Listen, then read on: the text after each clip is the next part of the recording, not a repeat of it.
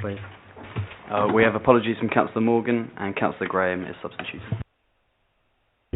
Do I have any declarations of interest in matters coming before tonight's meeting? No hands is good. I have got no minutes. No.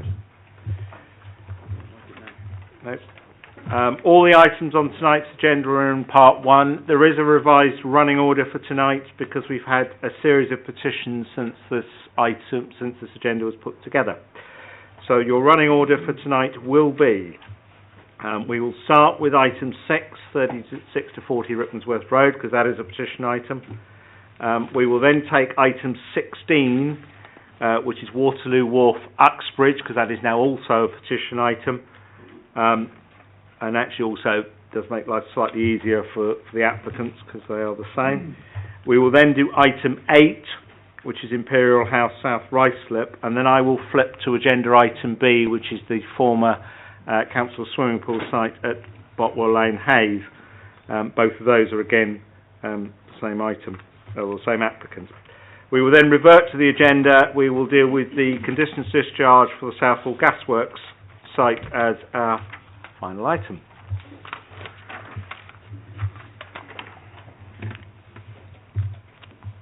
Okay, let me do some administration before we start.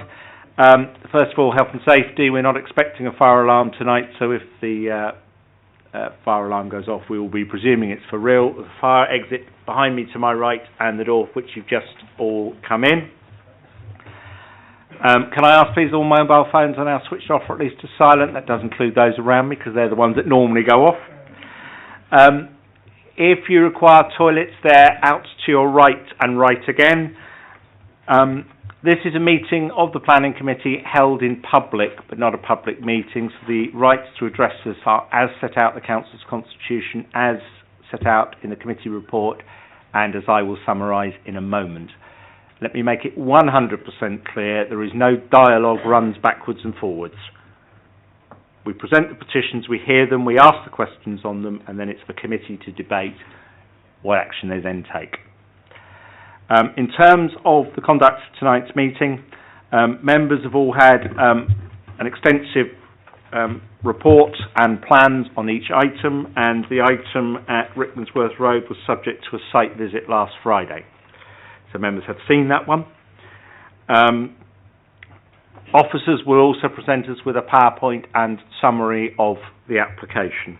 Where there are petitioners get 5 minutes to address us. You get 3 minutes on green, 1 minute on amber, 4 minutes on green, 1 minute on amber, and then when you get to red I will stop you. And I will be rigorous with that because I have to be, it's fair to everybody.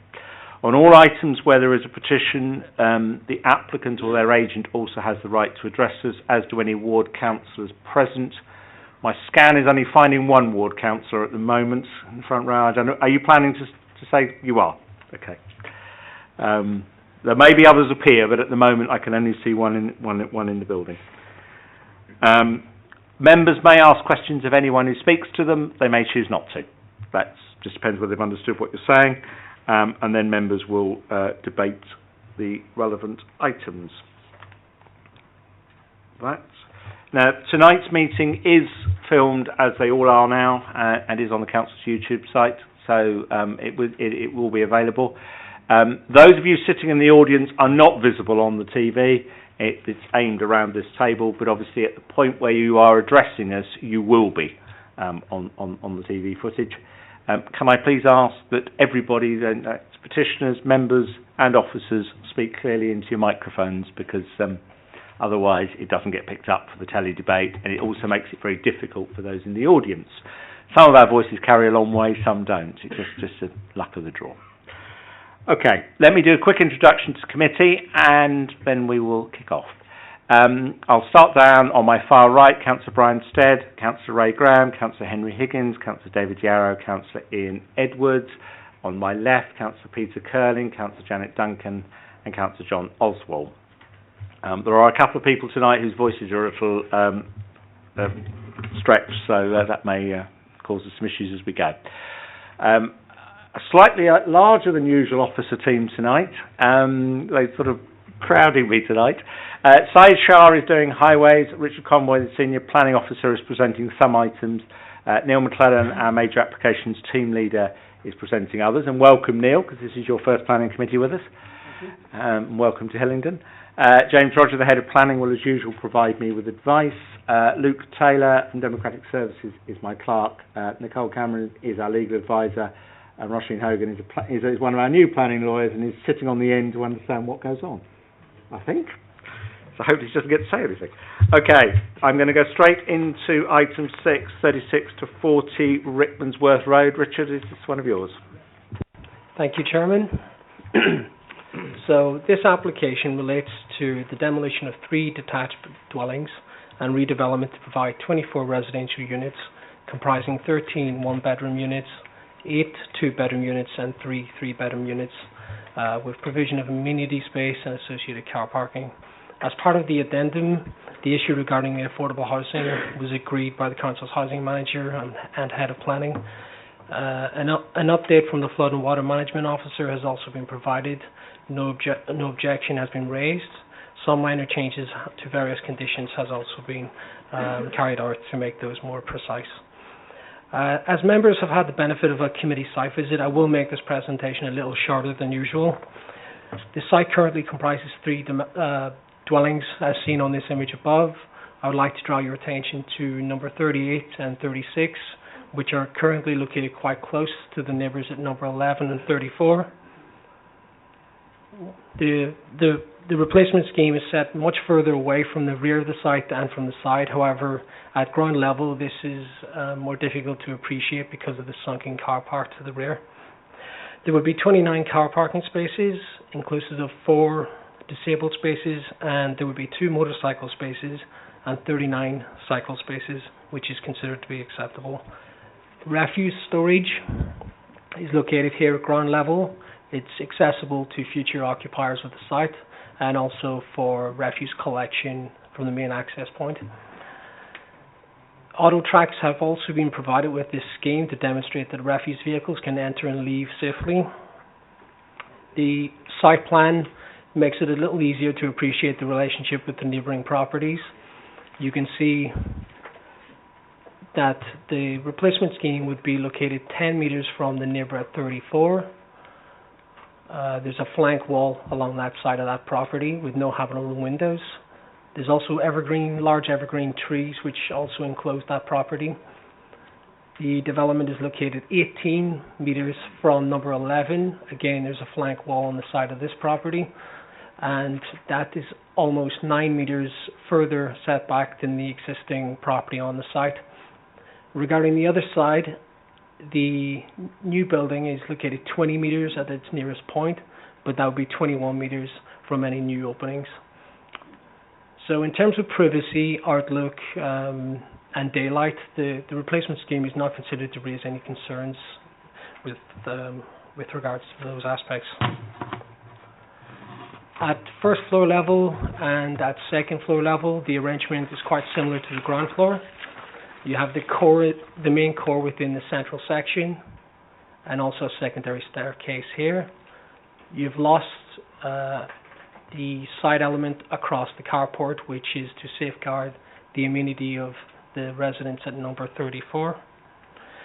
I would also like to point out that all of the units comply with the National Technical Housing Standards and are considered to be of good quality and benefit from adequate access to daylight and sunlight.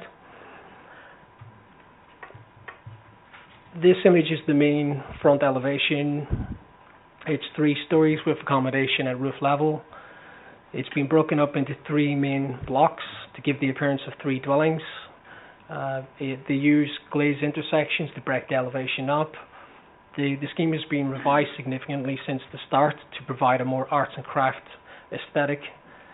Originally there was a yellow buff brick finish to the scheme, but that's been changed to a brown reddish brick. From the rear, it's 2 stories again with accommodation within the roof. This is more modest in scale and more in keeping with the general characters of the rear of the site. So one of the major points, queries at the committee site visit on Friday was that the access to the site, and I'm sure my colleague from Highways in a minute will be happy to answer any queries that you may have regarding those. But I thought I would first show you what's being proposed on the indicative highways improvement scheme. At present, what the applicant is seeking to do is provide visibility each side of the access, 70 metres to the west and also to the east, which is achieved through the bend in the road itself. And also we would secure through section 106 a right turn lane into the site.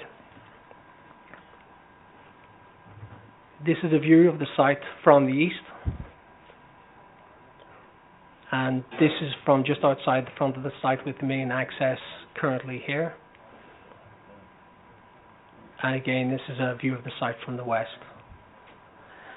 So just to conclude, the principle of a platted development was established by the previous inspector's report. The proposal would supply 24 well-designed residential units, adding to the local housing stock.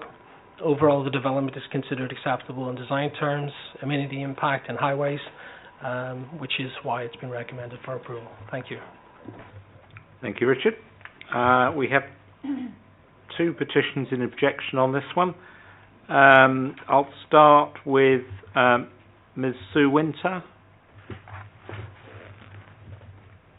Yep, if you care to take a seat at the table, and if you press the button on the middle of the microphone, it will light up red, which tells me that it's on, and then my team will start the timers when you begin to speak. Okay. Good evening. My name is Sue Winter, and I'm speaking to you on behalf of the residents of Greenhays Close, which lies to the north of the proposed site. We are a small cul-de-sac of 23 detached houses, all of similar Georgian appearance. We are of the view that this development, with its height, width, bulk and substantial roof structures to house additional accommodations, still appears over-dominant, incongruous and visually intrusive in the Greenhays Close street scene. We do not agree with the report that the new building will make a positive contribution to the local and surrounding area. In our opinion, it will definitely not, because it is not in keeping with its environment. The report states this site is situated within an area of special local character, and we definitely wish to retain that. We are not against development per se, we just want something appropriate that retains and fits in with the character at present enjoyed. This site has been a history of applications for this site since 2002. They include one for 14 two-bedroom flats, where on appeal the inspector concluded the proposed buildings would appear over-dominant, incongruous and visually intrusive when viewed from Greenhays Close. 5 five-bedroom flats, outline application refused. A revised application lodged for 11 units determined that the siting, scale and bulk of the building would be overly dominant, intrusive and fail to harmonise with the character of the existing street. None of these were anywhere near the size of this latest application. I appreciate this is over 3 sites, whereas previously they were over 2, but the size of this development is massive by comparison with previous rejected applications. Picking up on the design, we will be overlooked by a combination of 30 windows, French doors, Juliet balconies. During the winter, those windows will be lit up. During the good weather, people will be sitting on their balconies. For us, it will be unacceptable outlook and an intrusion into the privacy at present enjoyed. We are concerned about the outside lighting and how that will impact on us, particularly for numbers 11 and 12, which have bedrooms on that side. The 31 car parking spaces will be at the rear of the property, some in partial basement. Consideration must be given to the greatly increased noise and disturbance level which will ensue. As Northwood residents, we are all extremely concerned about the access to this development, which will have a strong reliance on private cars for trips, so will generate a lot of traffic. We feel it is very hazardous with the proposed sight lines. The Rickmansworth Road is a major road carrying high volumes of traffic which do not adhere to the 30-mile-an-hour speed limit. As far back as 2007, the police issued 100 speeding tickets in just 40 minutes around this location. It is dangerous enough trying to get out from Murray Road turning left to pass this site. In practice, what happens is you have to put your foot down to get into the fast-flowing traffic, and within moments you may then encounter someone else trying to exit from this proposed development, and then behind you have someone speeding. Turning right onto the Rickmansworth Road from Murray Road is equally dangerous, and anything adding to the volume of traffic can only make the situation worse. Everybody you speak to locally thinks it will be a nightmare, and we are the ones that use that road on a daily basis. Only recently, someone obviously lost control of their car and ended up going through the railings and ended up down the bank in the grounds of Northwood Golf Club. Yes Bend in this location is very hazardous, and there has been plenty of evidence of accidents over the years, and the traffic only gets heavier each year. I would draw your attention to appeal decision of 27th of February 2008 relating to just 6 two-bedroom apartments. I quote, "I conclude that use of the access in connection with this proposed development would lead to conditions which would be prejudicial to highway safety, and accordingly I dismiss this appeal. Also," quote, "the appellant has referred to advice in Planning Policy Statement 3, housing concerns making efficient use of previous developed land. However, this does not outweigh my concern relating to highway safety, which Planning Policy Guidance Note 13, Transport, makes clear is paramount. Should this development go ahead, Greenhays Close Group Limited will not give permission for any access from the site to Greenhays Close, whether vehicle, pedestrian or cycle. We will require number 38, secondly..." You have reached time. Okay, it was just one sentence. Pretty close then. Okay. Do members have any questions? I will ask officers to clarify a couple of bits in a moment. Councillor Higgins. I know this is the question was, what was that last, the access? I don't know whether you allow me to ask that last sentence that If you wish. Can you just explain that, the last sort of few sentences about the access? Yeah. Greenhays Close has got a company, Greenhays Limited, which has a small ransom strip of land that lies under the secondary access of number 38. And we would not give any access into the proposed site from that. But there is nothing proposed at this stage coming that way. Yeah. Yeah. Thank you. Actually, we would want that blocked off, and I understand that may be happening and a curb put back in a conversation from yesterday. Okay, thank you. Yeah. Any other questions? Nope. Thank you very much indeed. There is also another petition, Ms. Melanie Hamilton. Is there anybody else here looking to...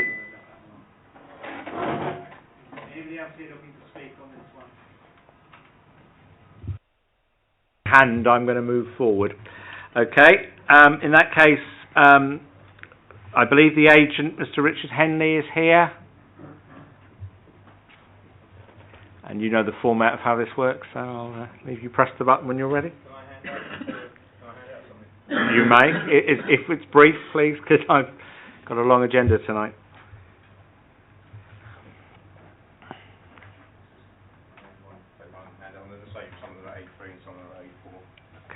These are plans, are they? Yeah. Right, okay. Oh, that, yeah. Of course. Absolutely, you guys can have one. Can I have one? Nicole, can you make sure you've got one at your side? No, don't worry about me. I'll share with James, but I'm more worried about legal having one.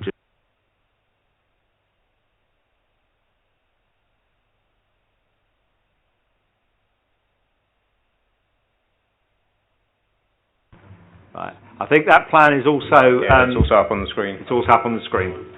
That helps everybody. It's also similar to the one that was in your plan pack, is it not?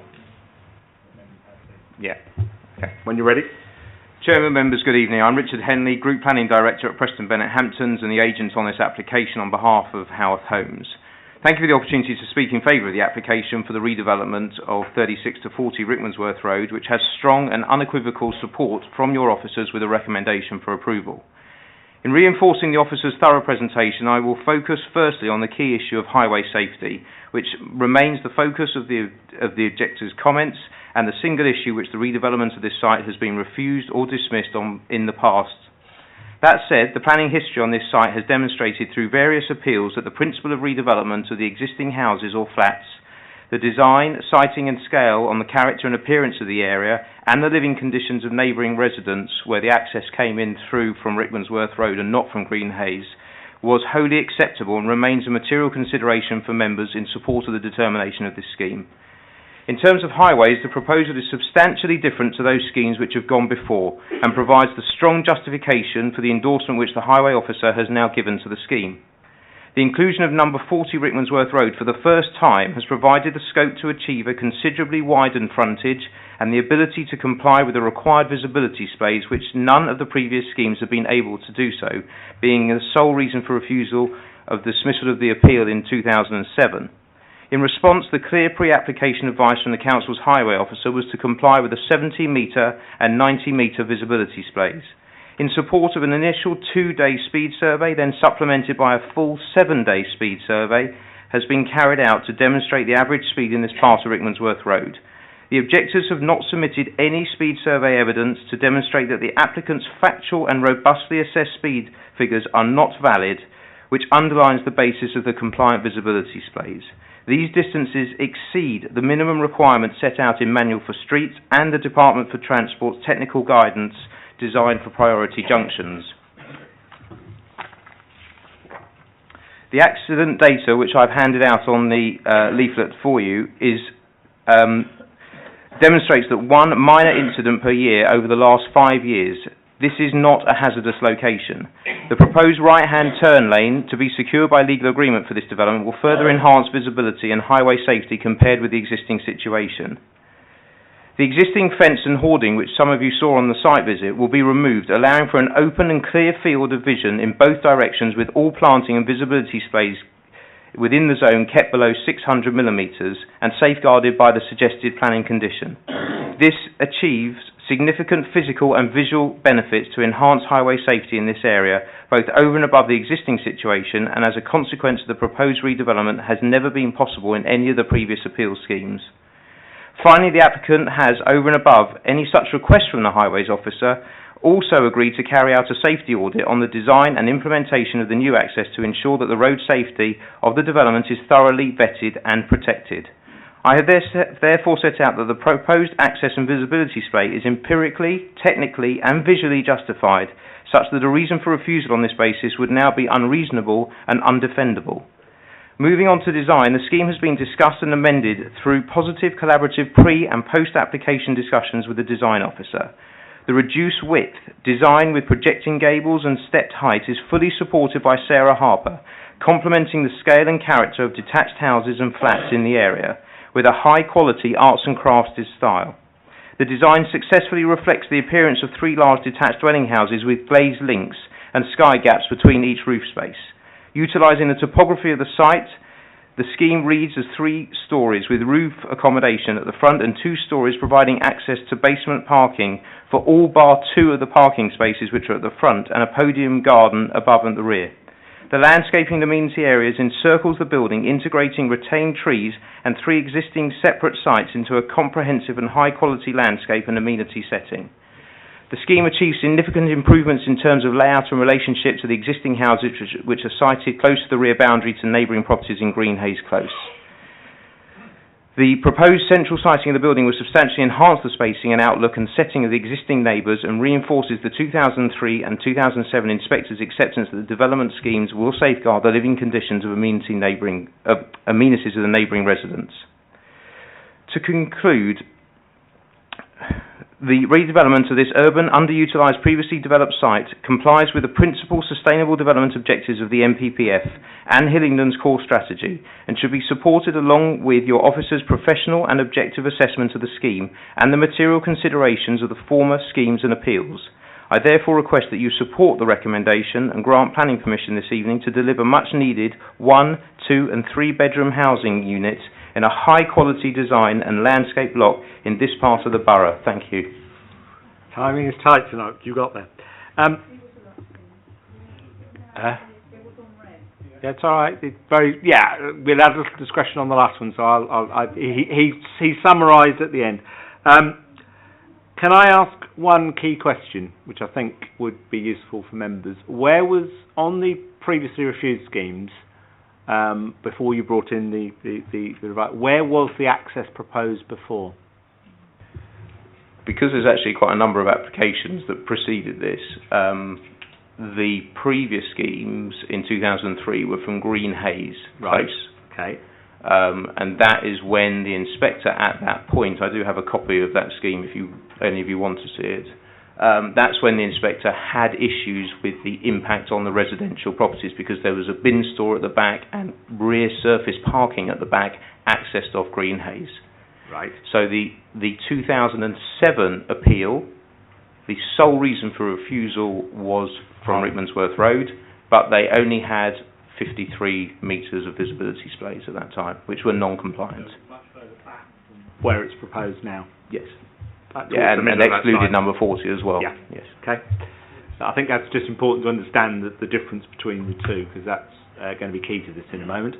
Do members have any questions for the agent? Nope. I think you've done. Thank you very much. I'm going to take three procedural matters before we open the debate. Richard, should this be approved, I think the conditions need tweaking very slightly. That you've got contaminated land in there, but it doesn't have imported soil, I don't think. So that would need to be on there. And clearly, if this does go through, the date of the S106 is a little optimistic at 13th of March 2016. I think a revised date would be appropriate. Okay, just to clarify, so that we're all clear, page 19. Oh, we have got it. 20th of December, that's better. That's a lot better. Page 19 summarises the reason for refusal of the 2007 scheme, as per the inspector's comments, yes? So the sole reason the inspector refused it was highways. So that's important to be aware of it.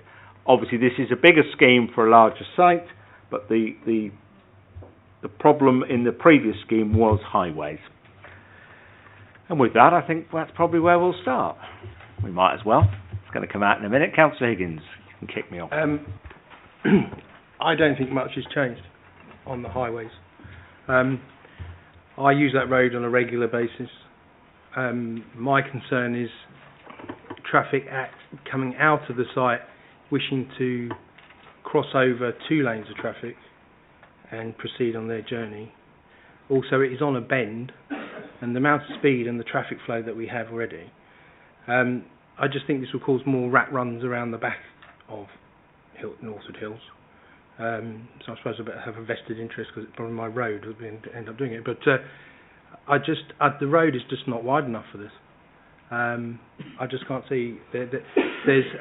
There's hatching on the side deliberately to make sure the traffic, the cars come away from the curb so they can be seen on both sides of the road, really. Well, that's my concern about it. All right, we'll start with that. Obviously, the highways officer is going to come in a moment with some comments, I'm sure. Anybody else going to... Councillor Oswald, then Councillor Curley? Thank you very much, Chairman. Yes, I wasn't able to attend the site visit, Chairman, because I had an appointment with another constituent, but I know this road quite well, as Councillor Higgins does as well. What concerns me is the speed of the traffic on this road, and I've used this really quite a lot in the past 4 or 5 years for different reasons.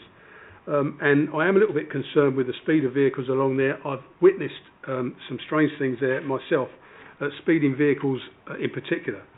But looking at the entrance and the exit, if I'm going to steal some of Councillor Curlin's thunder here, I'm afraid that when if you look out, if you're coming out of the site, if you're going to turn left, it doesn't look too bad. But if you're going to turn right, well, you're not too sure what's going to be coming along around that bend and at what pace they're going to be coming at. As I've said, Chairman, I've used this road very regularly in the last 4 or 5 years. I've used it over the years anyway because I've got a lot of years behind me now.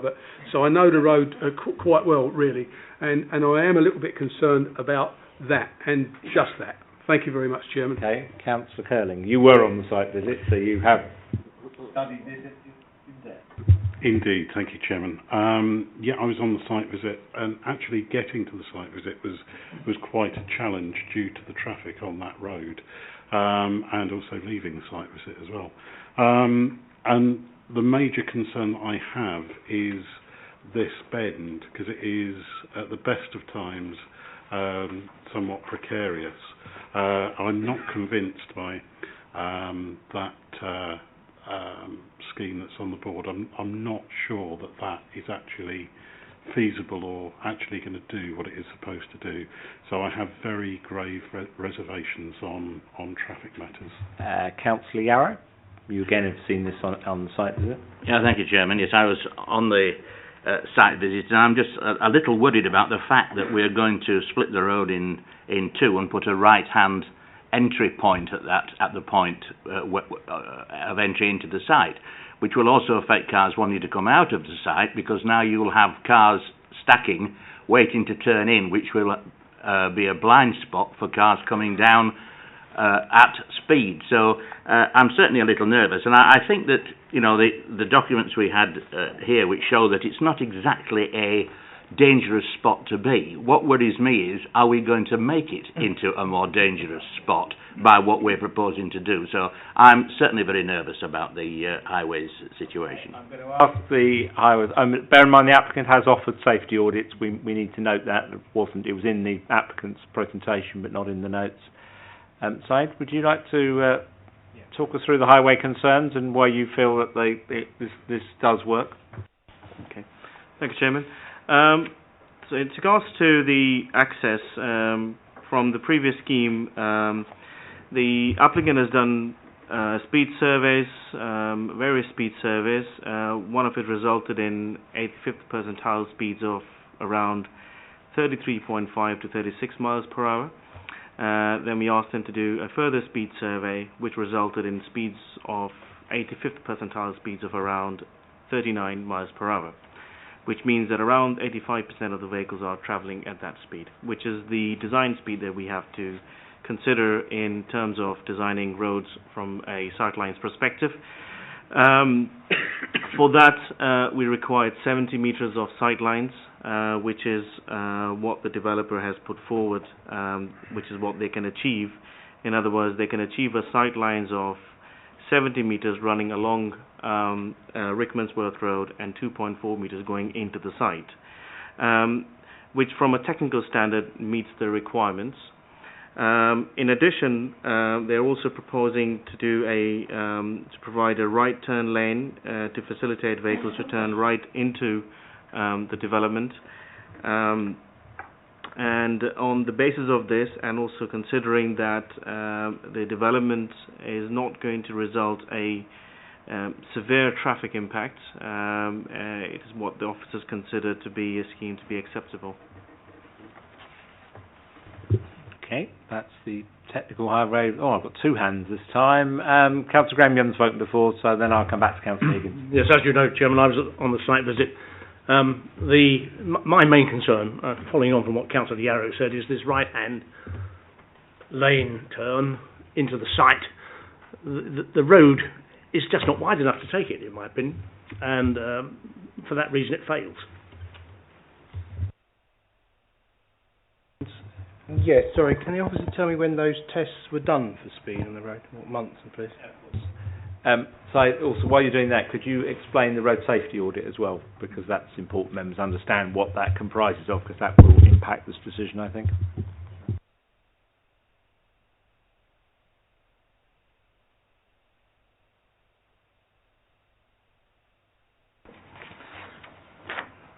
I'll have to look into the transport assessment in terms of exact dates of the surveys, but what I can tell you is that officers obviously looked at it and assessed it against what the technical guidance suggests us. There's a whole note regarding how to do speed surveys and wet weather speed surveys, so we have to consider the wet weather speeds, which is what we have considered in this case. I can see some dates of for the second survey, I believe this is, which started on the 19th of May and ended on 25th of May 2016, so they are pretty recent. In addition to the conditions that are in front of you as part of this recommendation for approval, the applicant has also proposed a road safety audit, which I would suggest is, if the committee is minded to approve this scheme, should be added as part of a Section 106 obligation for the applicant to undertake a road safety audit of the access and the right turn lane prior to commencement of the development, and followed by a Stage 2 safety audit as part of a detailed design.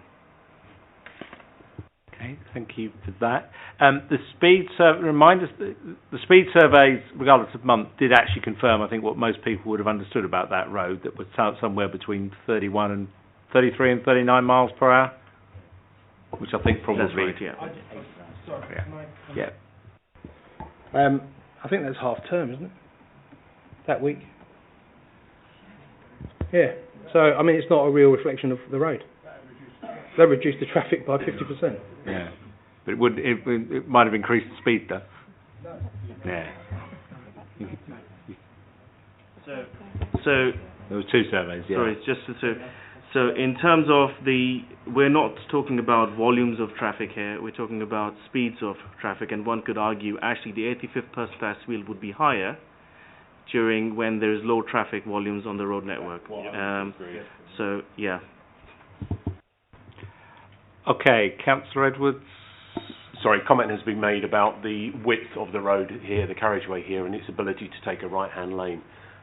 Could our traffic engineer advise us on the width and the extent to which the east and westbound carriageways are going to be narrowed?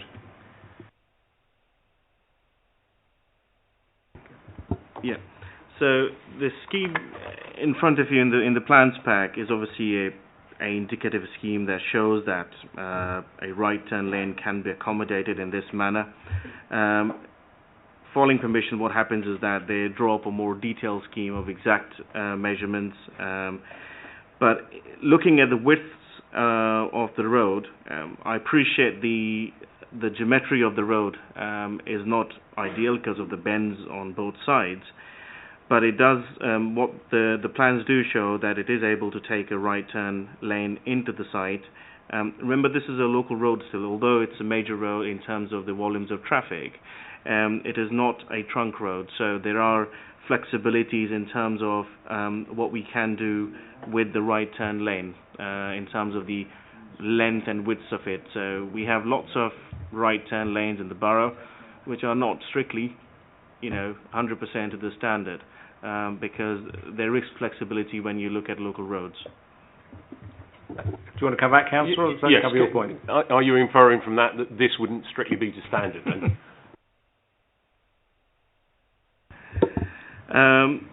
No, I think there's no indication from the Highways Officer's comments in the report that this is not to standard. I'm just suggesting that it's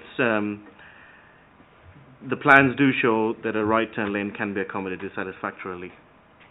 Can I just ask, could you just amplify for committee what a road safety audit encompasses? Because committee, clearly I'm picking up concerns all sides of me at the moment, that they're not totally comfortable with the traffic access parts of this scheme. And we'll come on to any other bits in a moment, but it looks like that's where we are at the moment. But obviously the applicant is, and you have suggested that the road safety audit can go in S106. What does that encompass and what does that give us?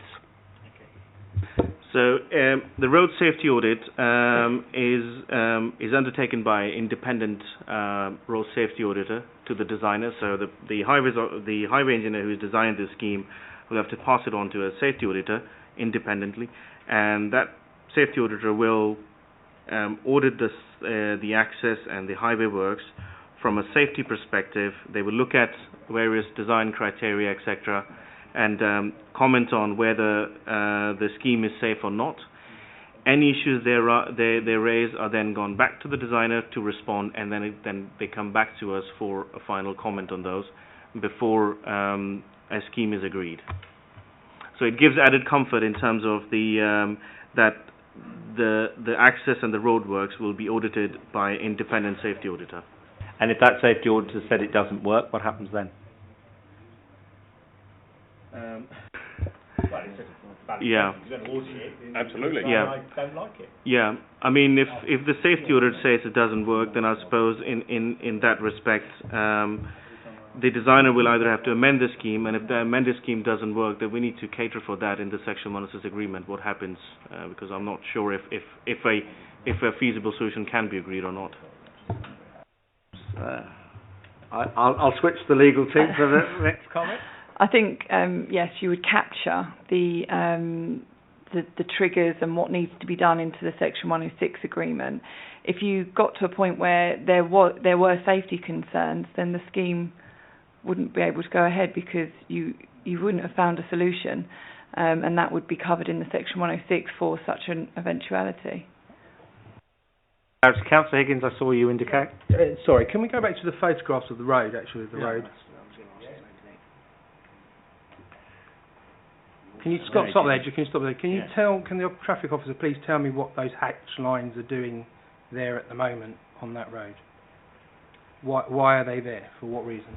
The hatch marking on this road is to help vehicles to position towards the middle of the road, or I should say in the middle of the lanes of both the lanes. So that's what they're there to do. And the purpose for that is, before the councillor asks his next question, I'm just going to help him out. Well, the purpose of that is obviously because due to the speeds of the of traffic in this area, and the geometry of the road is such that they are on a bend. So they are trying to facilitate, so as people come around, they can be directed to a route that is safe for them. Yeah. I think the councillor knew that, but was trying to get that point to come out. Councillor Oswald. Thank you very much, Chairman. Excuse me. I'll stick my head above the parapet here to try and solve this, because there's obviously an issue, I think, probably with most of us, about traffic safety. I don't really have a problem with the rest of the development. I think that that's okay. The report's pretty good and it's in policy. Why don't we defer this until we get a revised traffic scheme? Because I don't like that, and I don't think anybody else here that's sitting around these tables likes that either. So to save refusing it and maybe digging ourselves into a hole, all of us and the developers, why don't we defer it and see if the developers can come back with a sensible traffic scheme, and I mean sensible. Thank you, Chairman. That may well provide us with a way out. What, do a road safety audit first? Is the reason of deferral because you want a road safety audit first, or because you want to see a more detailed plan, or both? Both. I would like to see something better than what's on these plans, quite frankly. I don't want another traffic survey. Just give us another design. Try and redesign that if you can. I mean, I don't know how you would do that. Oh, well, that's not for us to do, is it? Do members? Yeah, well, maybe we do, but that's not for us to do tonight. I must ask a couple of questions in a moment. It is clear members are not comfortable with this as it stands. So, if we are saying that we would be looking for more detailed design and the road safety audit to come in, that would that be? That sounds like a reasonable way forward. The alternative is this would end up with a refusal in a moment, because I don't see hands going up to approve the officer report at this stage. I'm not sensing that's what I'm about to get. So I think that actually could well be a way forward. Could I just hold that 10 seconds to ask one more question, to be fair to everybody? Does anybody have any other issues with this scheme in terms of design or anything else? I think it works, but does anybody have anything they were going to raise that... Councillor Higgins? No, unfortunately not. I mean, I don't like it, but that's beside the point. I just think it's overdevelopment. But unfortunately, we're guided by our guidelines, and sometimes we have to swallow the pill, whether we like it or not. I do think also on the traffic thing, they can see further up that road. There's a lot of parking that goes on that road that doesn't help. So that's another point that needs to be taken into consideration. So Councillor Oswald has proposed... Thank you, Chair. I would like the question that was asked earlier about right-turning traffic leaving the site to be answered, please. because if you're talking about fast-moving traffic, coming along and having a right turning lane into the site, yes, that's a safer manoeuvre. But this is traffic already moving along the road at speed. It indicates it's fine for traffic coming both ways. But for traffic leaving the site, it's not only got to take account of the speed, but it's coming from a standing start from 0, and it's then got to come out. It's got to look at traffic coming from one direction and 2 lots of traffic coming from the other direction. So I would like that matter to be included, if that is possible, in any safety I think or consideration, because I do think it's important. The other thing is that there are going to be many more people on this site than at present. There are 24 units. And where is good pedestrian crossing facilities here, particularly if you're making the road wider with 3 lanes of traffic at this point? It's going to be even more hazardous for people. So could that be included in any examination of this, please? Thank you. Certainly the right turn lane clearly has got to figure in it, without a doubt, because that's part of it. I don't know whether the pedestrian situation will figure in it. Perhaps that may be too much, I don't know. Saeed? Yeah, I mean, we have to look at the pedestrian design lines. If they are, if we're making them to cross, where are they're going to be going to? Because I can see their grass verge opposite there. So do they have safe pedestrian crossings nearby where they can be on the same side of the road and cross? Because from my perspective, I think given the geometry of the road, I'm not sure if we want to encourage people to cross there, especially if there's a right turn lane going in. So I think we are in a position where Councillor Oswald has proposed a deferral to both enhance the site plans with regard to the access, which is the right turn lane, the lefts, the whole of that site access, and also for a safety audit. And Councillor Higgins has indicated to me he's just about to second that, so thank you very much for that. So all those in favour of deferral, please clearly show. Thank you. That one is deferred. Right, that's the first one of the night. So that will now come back to a future meeting of this committee with the updated information, and then we'll take it from there. I'm now going to take, I said item 16, 16 on page 153, which is Waterloo Wharf, Waterloo Road, Uxbridge. Who's my presenter? Richard, I'm getting this. Thank you, Chairman. So this application seeks demolition of existing buildings and erection of a 4-storey building containing 52 flats. As part of the addendum, I should advise that the scheme has been revised down from 53 units to 52 units. In combination with the general changes to the housing mix, that's reduced the shortfall in external amenity space to 72 square metres. Also, a petition has been received that objects to the proposal, and there's 70 signatures for that. We've also secured 5 units, including a 3-bedroom flat, as affordable. That's being agreed by the Council's Housing Manager and the Head of Planning. A travel plan with a bond of £20,000 has also been added to the Head of Terms, and also an update from the Flood and Water Management Officer, who raises no objection to the scheme either. So the site is located on the south side of Waterloo Road and Rockingham Road. It's accessed from Waterloo Road, you can see from this aerial image above. It's also located adjacent to the Grand Union Canal, which is located along the side. On this image, you can see it's located within the Uxbridge Moor Conservation Area, which is shown in purple, which includes the Grand Union Canal and extends southwards like that. Also, it's adjacent to the General Elliott Public House, which is a Grade 2 statutory listed building. I'd also like to draw your attention to the local amenities to this site, which are, of course, Uxbridge Town Centre and the station with services to London, and also Fastnage Park and Rockingham Recreation Ground, which are nearby. This image shows you the walking distances from the site. The red radial line indicates 5 minutes walk from the site. So those local parks I just mentioned, and also the Grand Union Canal, are within 5 minutes, and the town centre is within 10 minutes from the site. So the layout is aligned along with the canal, but bends around to align with the building line of Rockingham Road. 53 car parking spaces are to be provided for the residential element, and 1 disabled car parking space for the commercial element on this side. I'd like to point out that the commercial element has been provided as a buffer to address a previous reason for refusal regarding noise coming from potentially this boatyard adjacent to the site.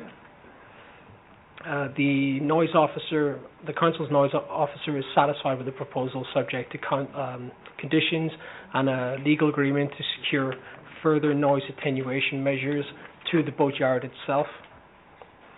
The main entrance to the building is from here at the rear of the site, with the main core and 2 service lifts straight from it. The development provides much more outdoor amenity space than any of the previous proposals for this site, I should add. It's set further back from the Grand Union Canal, where most of the communal garden space is provided. This has not previously been raised as an issue, as the site is located very close to the 2 parks I mentioned before. Also, the canal would provide additional amenity, recreational space. Refuse for both the commercial element and the residential element is located next to the access point. The access point has been moved away from this junction to smooth traffic at this junction. At first and second floor levels, again, the layout is very similar, with the main core centrally located and secondary staircases on either end of the development. At third floor level, the development has been set back at its northern end next to Waterloo Road, and also set back on its southern end next to the boatyard. This is to reduce the bulk and mass of the scheme. Also, this end of the scheme has also been reduced in scale. This was to address a previous reason for refusal on the previous application. The image above shows the development from the rear. Again, this is the part that's been reduced in scale, and the top floor has been enclosed within the proposed roof space. On this side, the development steps down towards the boatyard. And again, here, this is the setback, and you can see it more clearly on the side elevation, which is what you would see from the Waterloo Road junction. Above is the main elevation from the Grand Union Canal. Again, this is the part that's been set down within the roof, and also the commercial element.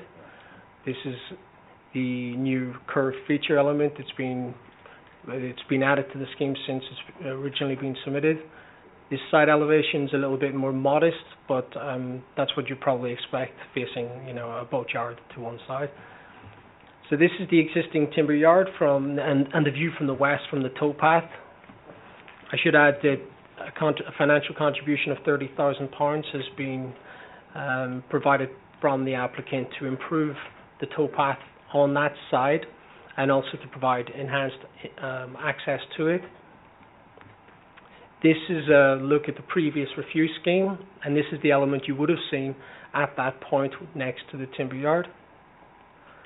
And this is a CGI of the development currently proposed, and the element I was referring to on the previous slide would have been located around here.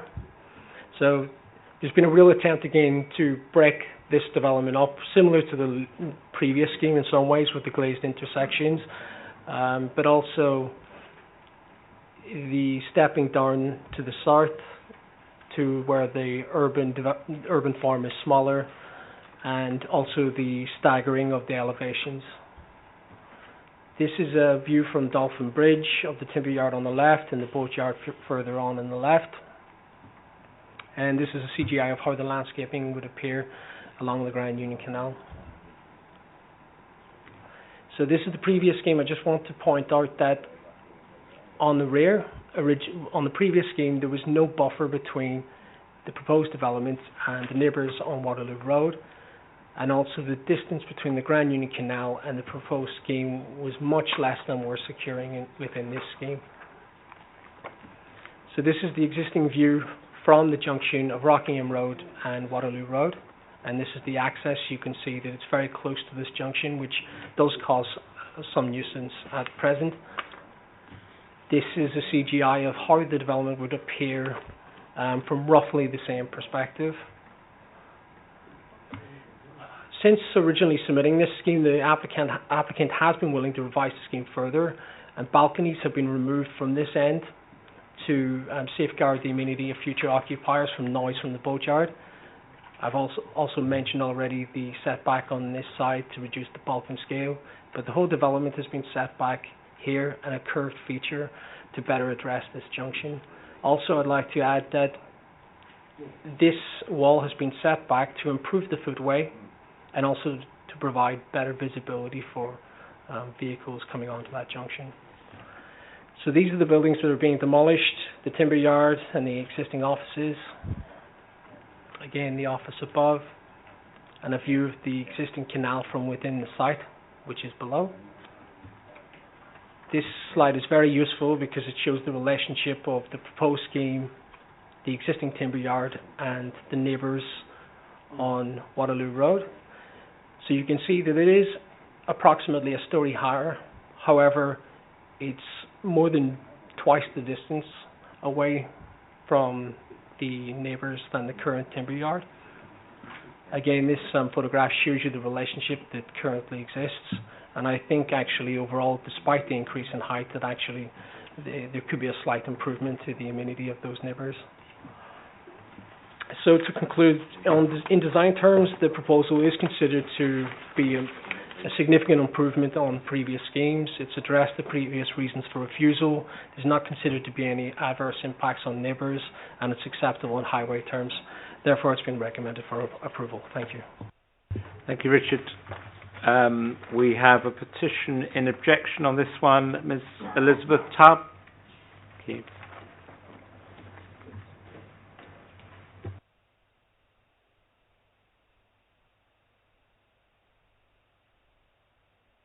Press the button.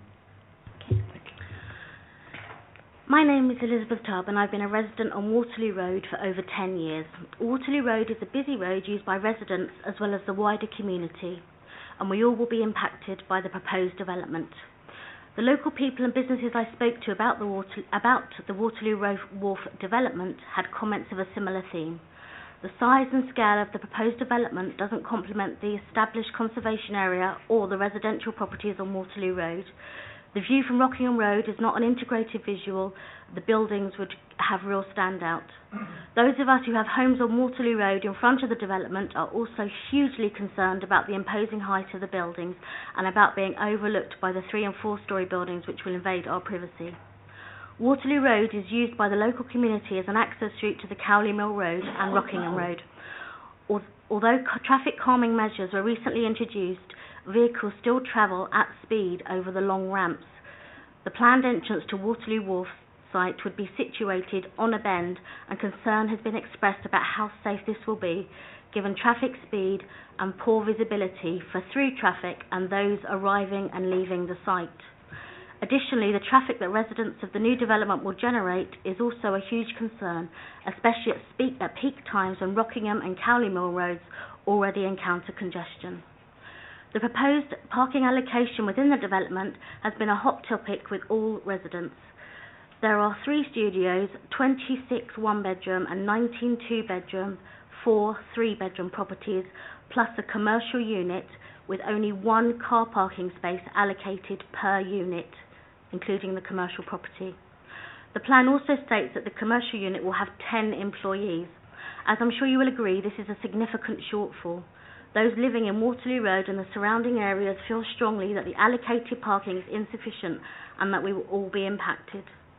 There has also been no mention of excluding residents of Waterloo Wharf, both residents and employees of the commercial unit, from the residential parking scheme in this particular application. It can be a challenge for local residents to park now, so having to factor in the overflow from the new development in the day, evenings and at weekends is a key concern from all. Another element that also needs to be considered is that residents of the proposed development will have visitors. If they arrive by car, they will need to park somewhere also. Sole public transport usage is realistic within London, but on the outskirts as we are, it is not unusual to use a car.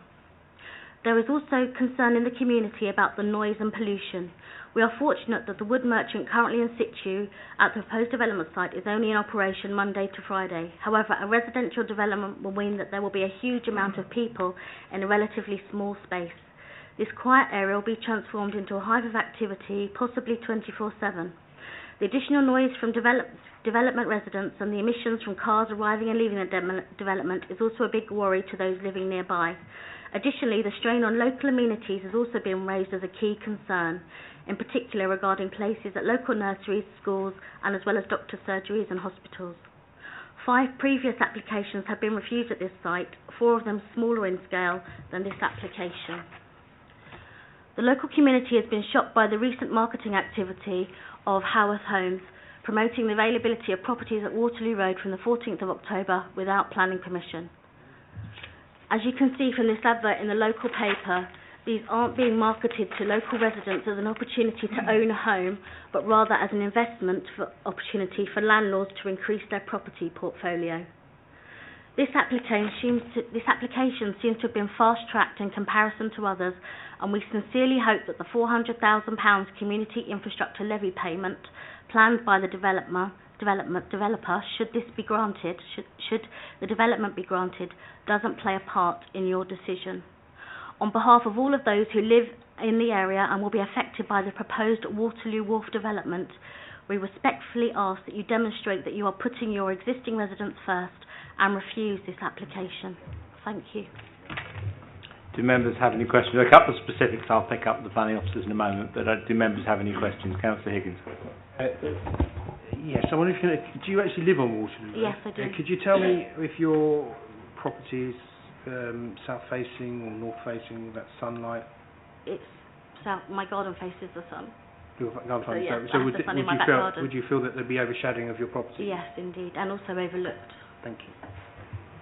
Thank you very much. Any other questions from members? Thank you, Councillor. Nope. Thank you very much indeed. Turn the mic. Yeah, turn your mic. Yeah, thank you. The agent for this one, Mr. Henley, your turn again.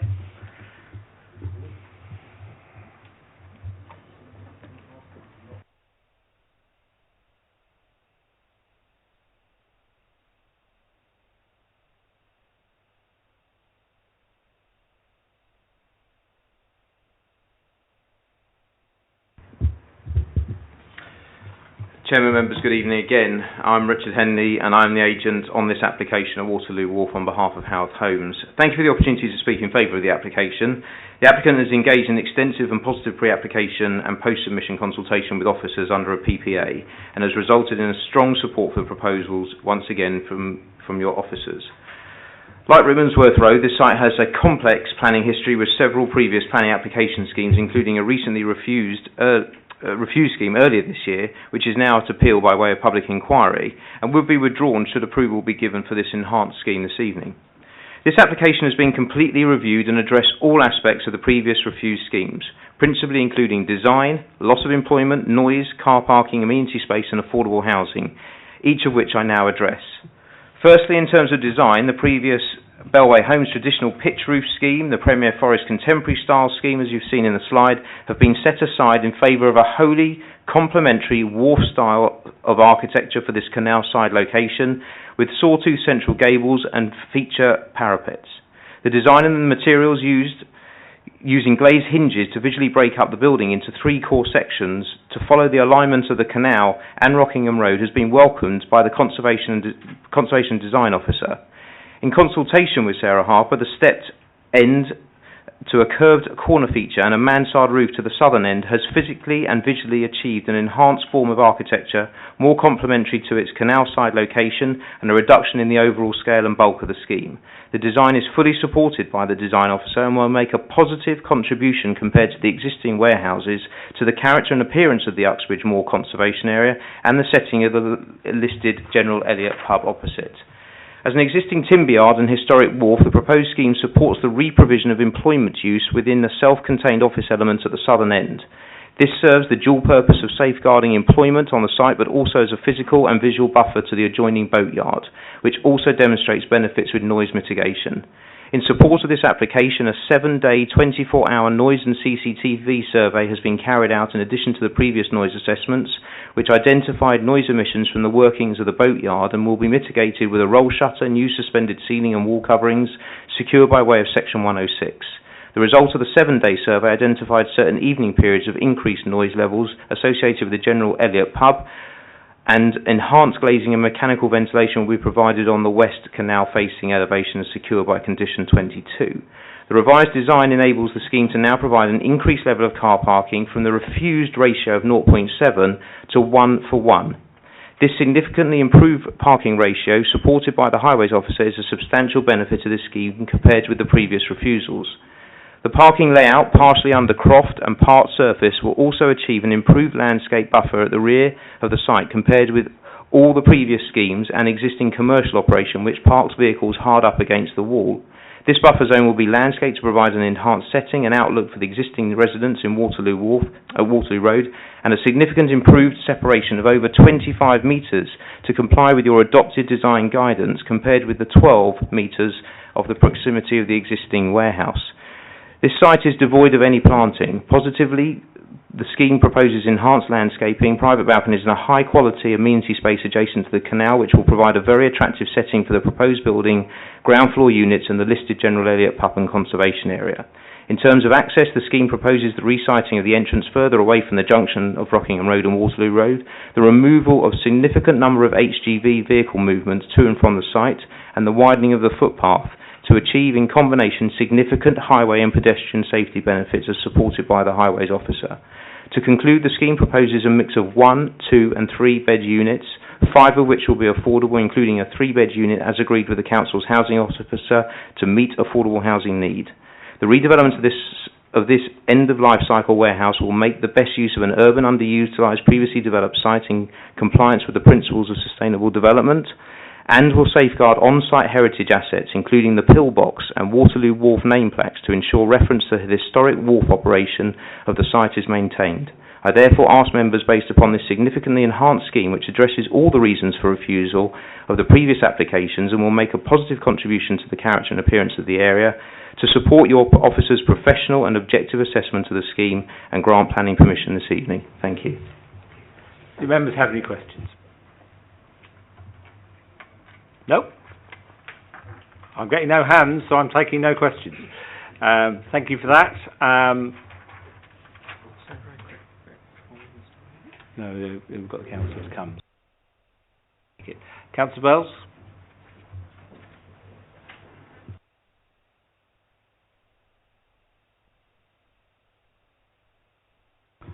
Thank you, Chair. I won't take that much time, but just to say this application has been rushed through onto this committee. The Amendment Street is full of new information. I can't understand why this original proposal came to the meeting tonight, and it was rushed through. The objectors were originally told it was coming in a later meeting. It was only when I checked the agenda and told them that it was on tonight that they realised and got their petition in quick so they could speak at this meeting. So it all smacks of a bit of a conspiracy, and it leaves a rather bad taste in the mouth. I think that the residents told you they've lived there. I mean, the resident that spoke lived there 10 years. They do it day to day. They put up the blight. I think there's been 5 previous applications on this site. The new proposal can't be any worse than the previous one that was refused in February. But there's still basic problems with it, with the size of the thing. It doesn't address. It addresses the parking 1-to-1. You know, it's just 1-to-1, but it doesn't address the commercial side of it. what happens when everybody's there? Is the commercial aspect going to be limited to Monday to Friday 9 till 5, or weekend working? We don't know. But as I say, the residents explained fully what the blight that they put up with. They're totally fed up with the goings on and the shenanigans that have been going on with this development. So please have a real good think about this one, and I urge you to reject it. Thank you. Nope, I'm getting no hands, so no questions. I'm going to ask the head of planning. Will probably comment on why things appear where they do. Yeah, I would firstly say that I actually think this is a very high quality scheme in terms of its architecture. I think it has addressed all the previous refusal reasons and is a policy compliant scheme. It hasn't been rushed. I'm unsure why there's any confusion as to why this has come to this particular committee meeting.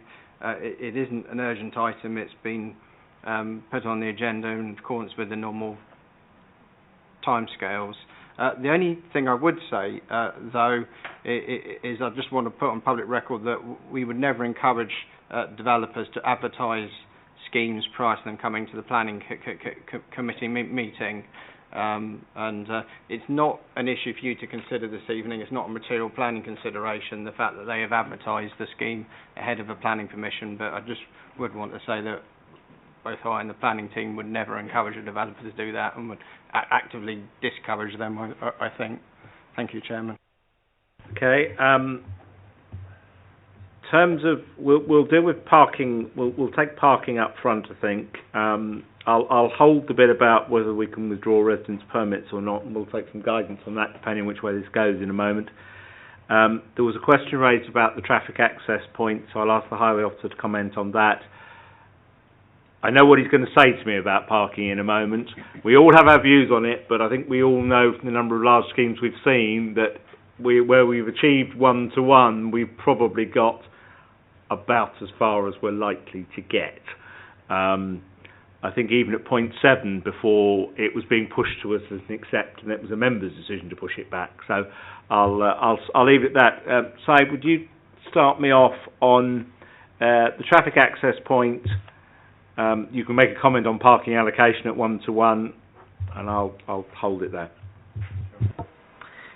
Thank you, Chairman. In terms of the traffic generation, obviously the site has existing use or permitted use on site, which the applicant has submitted a detailed transport statement which suggests that the existing site can generate as many as 50 highway trips per day.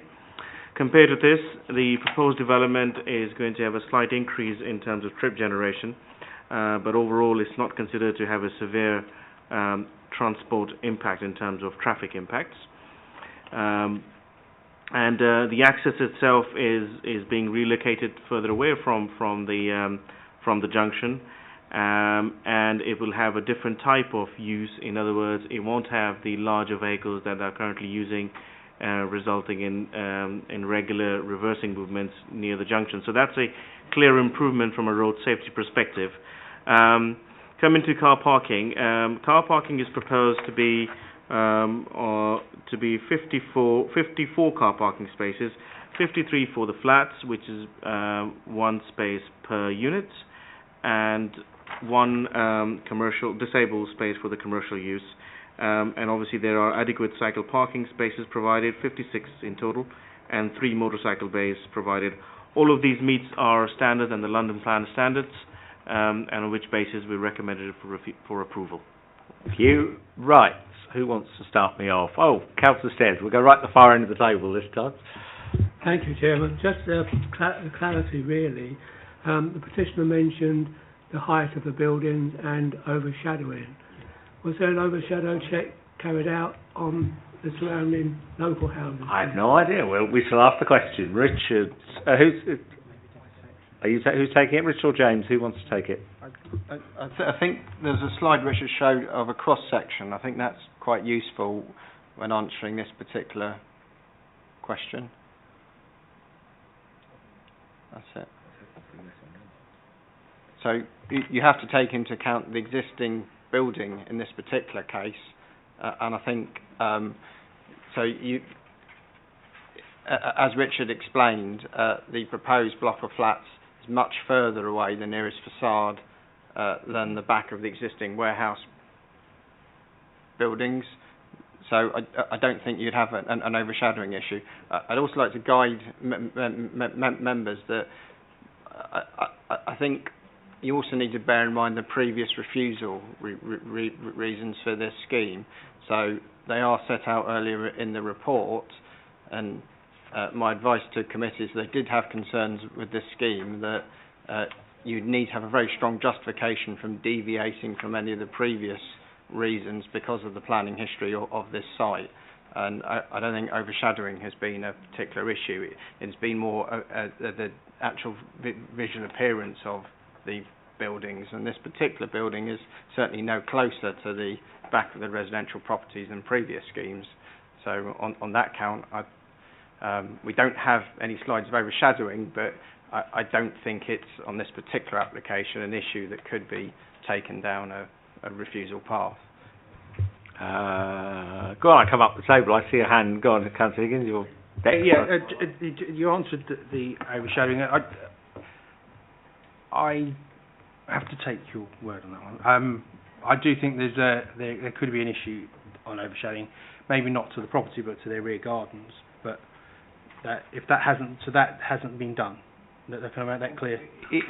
There would be an improvement in terms of overshadowing compared with the existing situation and the proposed.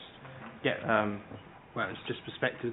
The other thing that wasn't answered, you did answer the overshadowing, but you didn't answer about the overlooking. Obviously, the proposed building is 22 metres away from any of the, well, at its closest point, it's 22 metres away from any of those Waterloo Road properties, which is more than what policy requires. Also, in terms of the orientation of the proposed site, we mentioned about overshadowing and loss of daylight, but the development is located due west of those properties. So again, for most of the day, obviously during midday, it wouldn't actually affect, it wouldn't overshadow those properties to the east. No, you must do all your questions and then I can move up the table.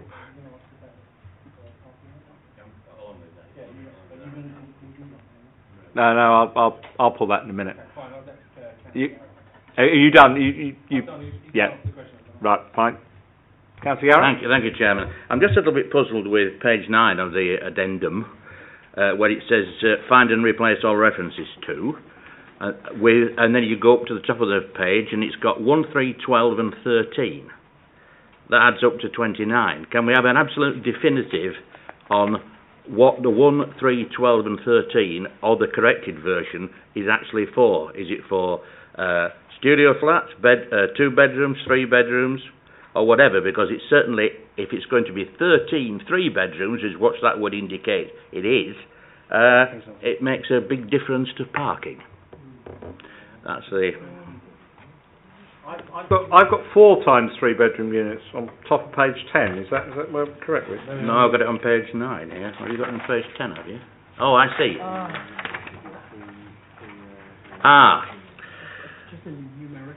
Right. Are we okay? Yes, we are okay on that one. And the other one on parking was, if it's 52 flats, 52 parking spaces, what are we doing with the 10 workers that are going to be working in the office side of it? I think they're on their cycle. Saeed, do you consider the office parking to be acceptable with no spaces? Effectively, I think it's the councillor's question, if I might paraphrase.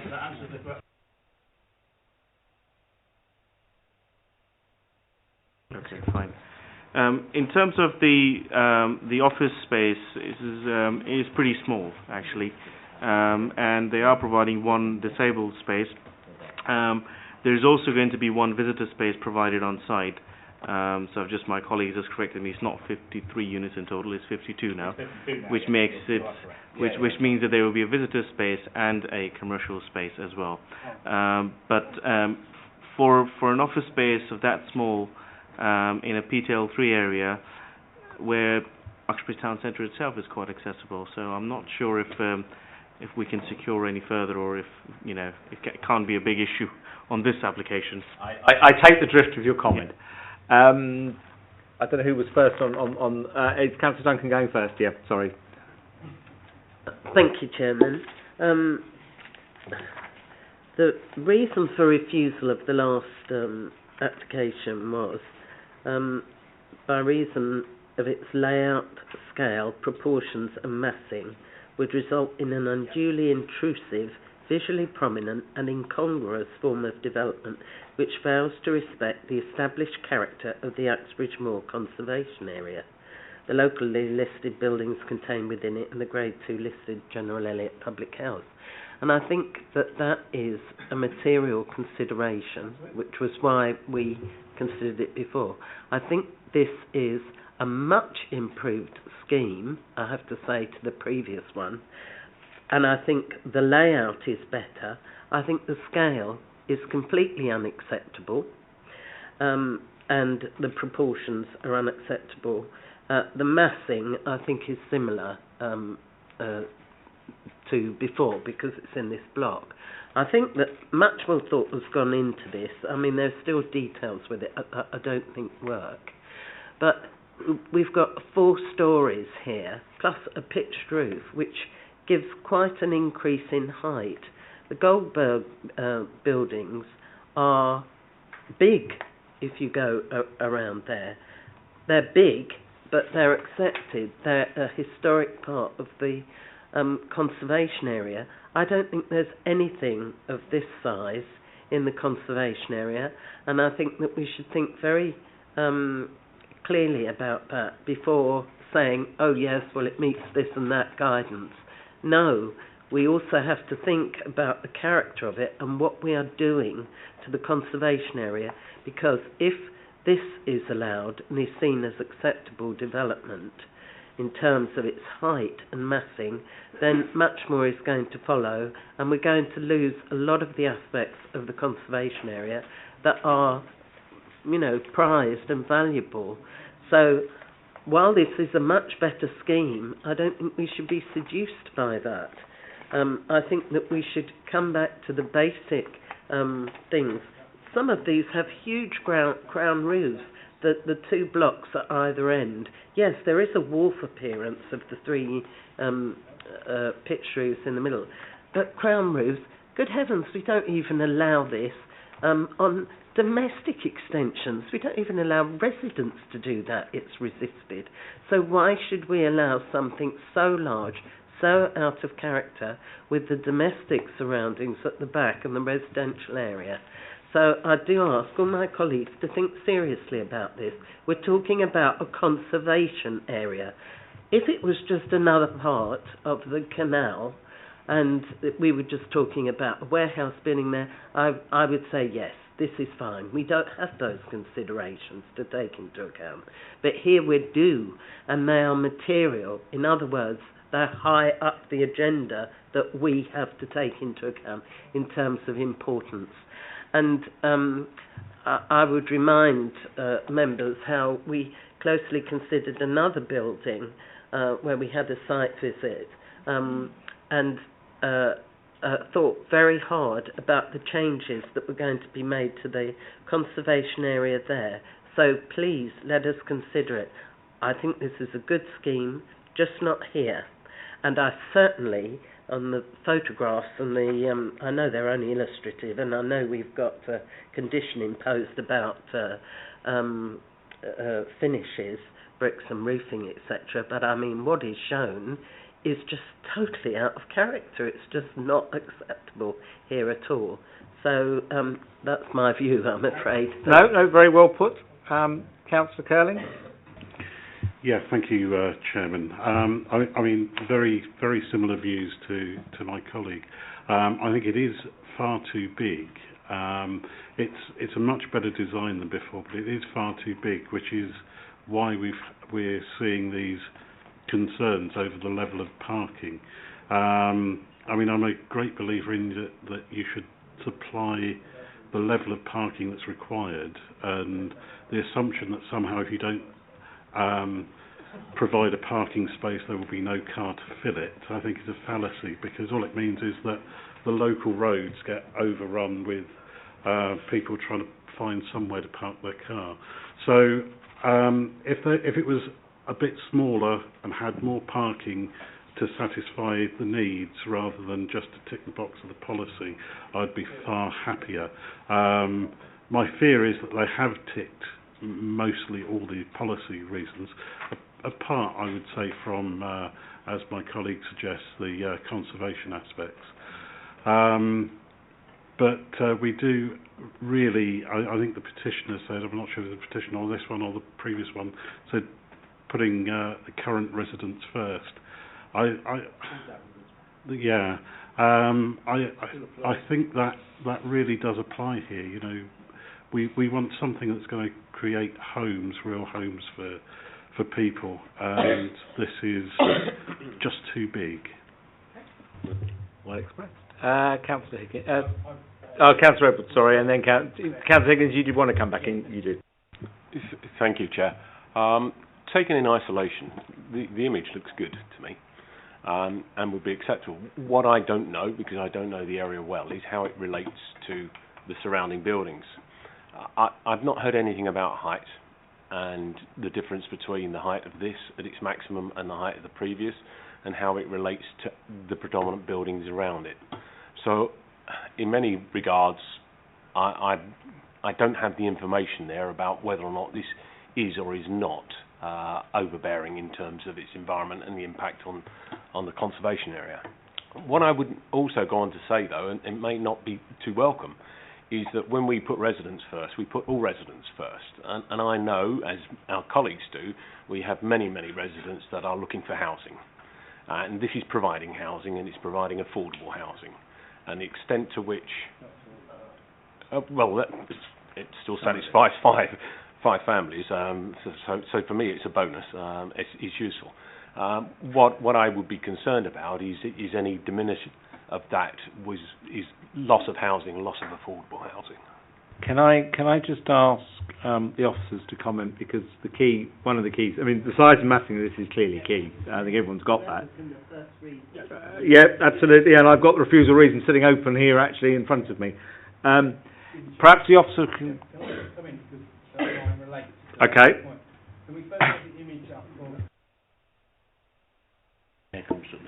Sorry, can we first have the image of that lovely illustration of the buildings, please? You see there's a round window with the gable on the top, and you can see there's a pitch there, and you can see on the building next to it, it has the dormers, correct? Yep. Can you now go to the picture that you showed me of the height for overshadowing?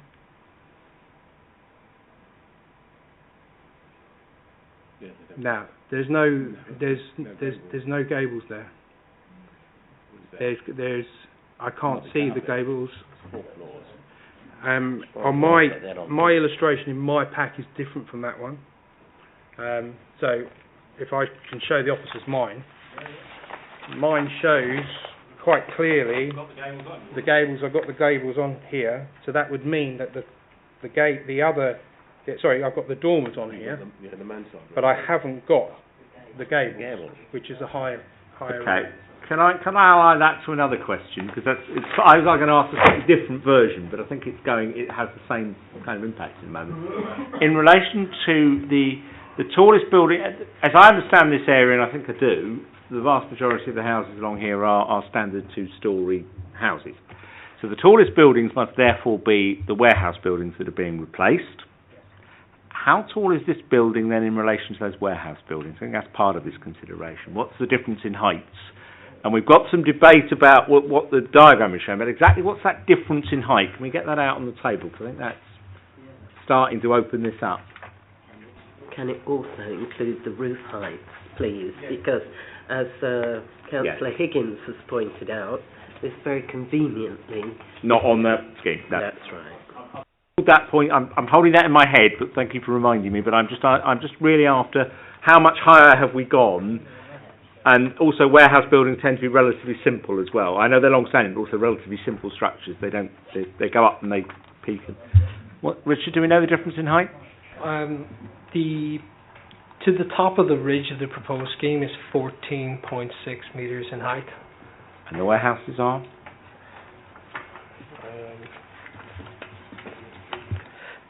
Well, working back, looking at the section, it was approximately 3 stories high, which would be, 3 meters times 3, so you're talking 9. So we're about another 15 feet 10, higher. 10 meters possibly, right. So I didn't hear the first figure. 14.6, So councillor. probably around 10 meters. So we have a precise figure for the building height, 14.6, but we don't have for the warehouses, but we are. I'll leave. If I could just make a comment, I would refer members to the comments of the Conservation and Urban Design Officer on page 186, who has looked at the bulk, the mass, the design of the scheme, and as members will know, our conservation officers, if they did have concerns, they do tend to include those in their more detailed comments on schemes, and they were involved in a lot of pre-application discussions on this scheme, and are basically happy with the proposed plans. The word, I think, is generally acceptable. I'll leave members make their own mind up on that. I just draw your attention to the wording. Yeah, could I just say, in design terms, so they're talking about the setback, other things like that, and they're talking about, because of the setback, the impact on the listed building opposite.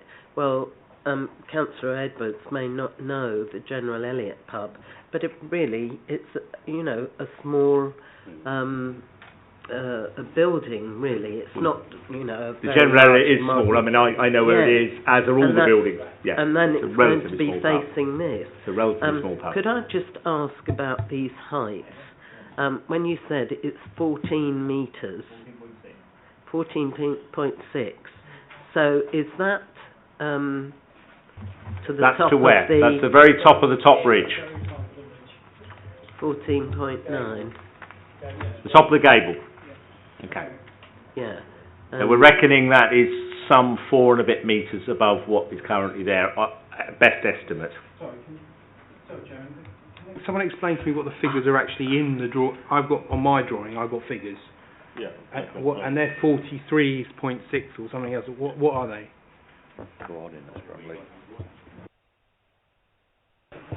Datum points above sea level, so it's... right, so ignore them, in other words. Far from the sea. Well, they have to do it to a fixed point, don't they? So that's fair enough. I'm trying to understand the height, which is a concern. Is relevant.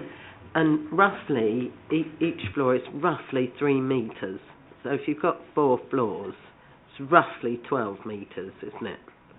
And then you've got the roof structure on the crown roof, but the pitch roof is going to be more than, a couple of metres. Well, we've come to 14.6. But it's going to be more than that. We've got to accept if he's saying 40. Yeah. Well, that's the thing that I'm querying. Okay. That's the thing that I'm querying, because these are quite steeply pitched roofs. If you think of 2 metres, 2.6, okay, a fence panel is 2 metres. So if you just try and visualise it in those terms, this is actually... The head of planning is doing a little bit of sort of drawing work here at the moment, to my right. I think it's important. It is important work, but I'm going to need to take... Well, I mean, 14.6 sounds about right, based on these plans, based on my experience. I'm not looking at the plans thinking that that's going to be 16 metres or something that's materially different. If we accept the head of planning's professional judgment on it... Look, what I'm saying is, this is the equivalent of 5 stories, in effect. Yeah. I think that's a fair comment. And that comes out as less than 3 metres, and that's including all the structures and the internal door heights and things like that, and you've got floors between this. That's why I'm querying it. Just... Sorry. So when we did the assessment, one of the important things we looked at was the comparison between the existing timber yard and the proposed building. I appreciate the gables are not shown on this slide, on this section. However, the gabled part of the development is actually positioned away from most of those properties on Waterloo Road. 2 properties on the northern end of Waterloo Road are close to the gabled section, but again they're aligned so that they would see the gable end. So it's not like they'd be seeing a full 5th floor. There would be gaps between those gables. So yeah, it may give the impression in part of being 5 stories, but it would be a jagged height, and there would be obviously breakthrough with sunlight and outlook. Look, I do understand all of that, and it's not so much the impact on residents, although I can understand their concerns about that. It's just that we're putting in quite a huge bulk of building here, part of which is 5 stories. Now we're looking at that and we're believing that. It shouldn't be like that. It's really this height. This is where the height comes to. It's not shown, and then you start looking at this. Oh yes, a big difference. No, I think looking at these, you know, and it's twice the height of that. Okay. That's what we're doing to the conservation area. I think there's a fair point has been made. I need to bring this to a conclusion because we need to. Now I'm sensing. Let me summarise where I think we are. I'm sensing some members may be relatively comfortable. I'm sensing some unease in various places around the height, size and massing of this building. I think most of the rest of it has worked. There is certainly a query on whether the comparator we're being shown is giving us the full picture, and I think there is a doubt about that because it's right, but there's a pitch to go above it, so the councillor's point is valid. There are essentially 2 ways forward with this. One is that we go and have a look. We go and we defer for a site visit, and we go and actually have a look at this and have a look at the height of the existing buildings and get some understanding of where all the bits sit on site, which I think would have considerable merit. The alternative is we attempt to frame a refusal reason, but I think we could be struggling a little bit on that at the current moment because I think there are bits. It would also give the applicant an opportunity to correct that comparator, so we'd have the right comparator in front of us, but also members would have had a chance to have seen on site where are the big bits of this and what are they next to. Because at the moment I don't get all those relationships. Some people might, but I don't think everybody does. Now, do we feel site visit? I would certainly move that. It would help me understand the context in which this building. Do I have a seconder for that? Yes, thank you, Chairman. I'm quite happy to second that. A lot of this is okay, but some of it isn't. I don't think it's acceptable. The conservation officers, I'm sorry about this, the conservation officer's report says that it doesn't have an effect on the conservation area. Well, we seem to think that it does. So, you know, we're contradicting the conservation officer. Listening to the local councillor who's who knows this area very, very well, and I know he does, and I do as well, because I've been on the streets with him plenty of times in this area. And the petition... Absolutely. Yes. And the petitioner as well. As far as the overshadowing is concerned, Chairman, I don't think that's going to happen because all the houses on Waterloo Road are facing either east or west. There are none south facing. So if that lady gets a lot of sun in her garden, well, good luck to her. I'll second the site visit. Thank you very much. Okay. All those in favour of deferral for site visit, please clearly show. Thank you. That was deferred for site visit. No decisioning tonight, we're just deferring. Right, we move on. I'm now going to deal with item 8, Imperial House, Units 1 and 2, Victoria Road, South Ruislip. Oh, yeah. If anybody has arrived early for North planning, you are way off beam at the minute. It was a scheduled 8 o'clock start. I'm now 20 to 8 with 2 items and a load of conditions to look at yet. So I think North is going to be nowhere near 8 o'clock at the current moment, but there we go. We're doing our best, but right, let's deal with... Neil, is this you? Imperial House and Units 1 Can you put your mic on? Victoria Road, sorry. This is the site plan, or location plan. This is the constraints plan. You can see the site is in an industrial business area. This is the existing site. It consists of Imperial House, is that? Yep. Oh, there it is, yes. Well, Imperial House to the left, which is a large vacant building formerly last used as a car showroom, and then a detached retail building split in two. One half is empty, it was last used as a Comet, and the other half is still in use by Benson's for beds.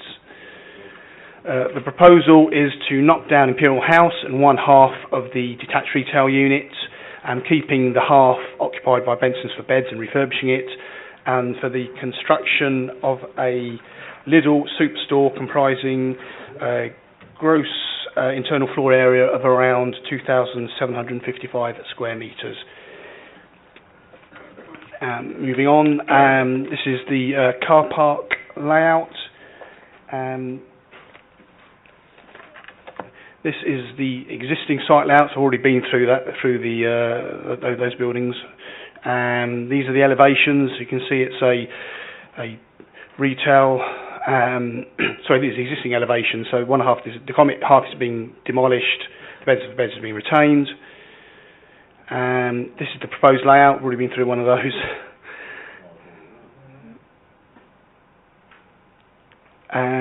This is the ground floor of the proposed Lidl unit. That's a roof plan. This is the layout showing both proposed units, both the refurbished Benson's Beds unit and the Lidl unit. That's the elevations for the refurbished and reclad Benson's building. And this is the new Lidl building. And so the idea of the cladding of the Benson's is marries in with the proposed Lidl treatment. And this is a surface plan, so it shows the access arrangements. And this is topographic survey. It doesn't really show an awful lot. And that's the bird's eye view. The application is a resubmission of a similar scheme which was granted planning permission back in 2015. That application hasn't yet been approved, so there's a resolution to grant from committee, but it hasn't been approved because the 106 hasn't been signed. So the principle of a retail use on the site has been established. There are no objections to the loss of the buildings, of the existing buildings, are not considered to be of any particular architectural merit. The site is in an out-of-centre location, but the proposal has been supported by a sequential assessment which adequately demonstrates that there are no sequentially preferable sites either within or on the edge of surrounding centres. Furthermore, the revised proposal would not adversely impact upon surrounding residential occupiers, would be resilient to flood risk, and would not increase the risk of flooding elsewhere.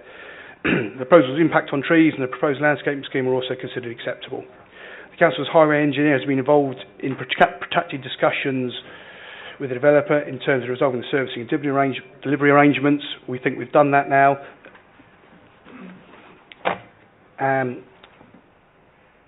So the recommendation is to grant, as per the committee report and as amended by the addendum report. Thank you. I would draw members' attention before we proceed to the very substantial addendum in respect to this item.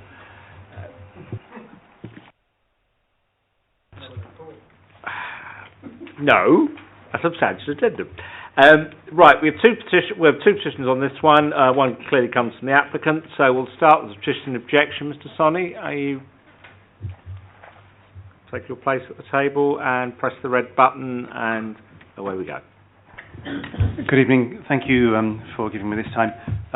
During the course of the day, we've had several conversations with Shane O'Farrell, Head of Property at Lidl, and he's convinced us to withdraw our petition because they've agreed to revisit the servicing of the proposed Lidl unit because they recognise that it's not going to work with the centre that we represent behind. So we're prepared to withdraw petition and let them move forward because they've given us some assurances which we're happy with and our solicitor's happy with that the servicing of this unit will be revisited and we'll come to a resolution. May give us some problems in a moment, but we'll thank you for that. if that's what you want to say, if perhaps Mr O'Farrell on behalf of Lidl will come and talk to us if he's here, hiding quietly somewhere. Sorry, I need to get Councillor Duggan needs to ask a question. Have you got a question? Yeah. Can you just briefly let us know, because we'll be being asked to make a decision on this, what the concerns are about the servicing, please? Well, the main concern was, if we can get back one of the slides, which shows the, I think there's a better one before that. This is probably the best one. If you see the access road there, which is the yellow access road, which is the highlighted yellow part, this is where it's proposed to service the little unit, which is really far from ideal, because the unit behind it, which is Columbus House, is being occupied by a non-profitable charity. So a lot of people, in fact quite a lot of people who were here earlier, visit that on a regular basis, and a lot of elderly people and a lot of children visit that place on a regular basis.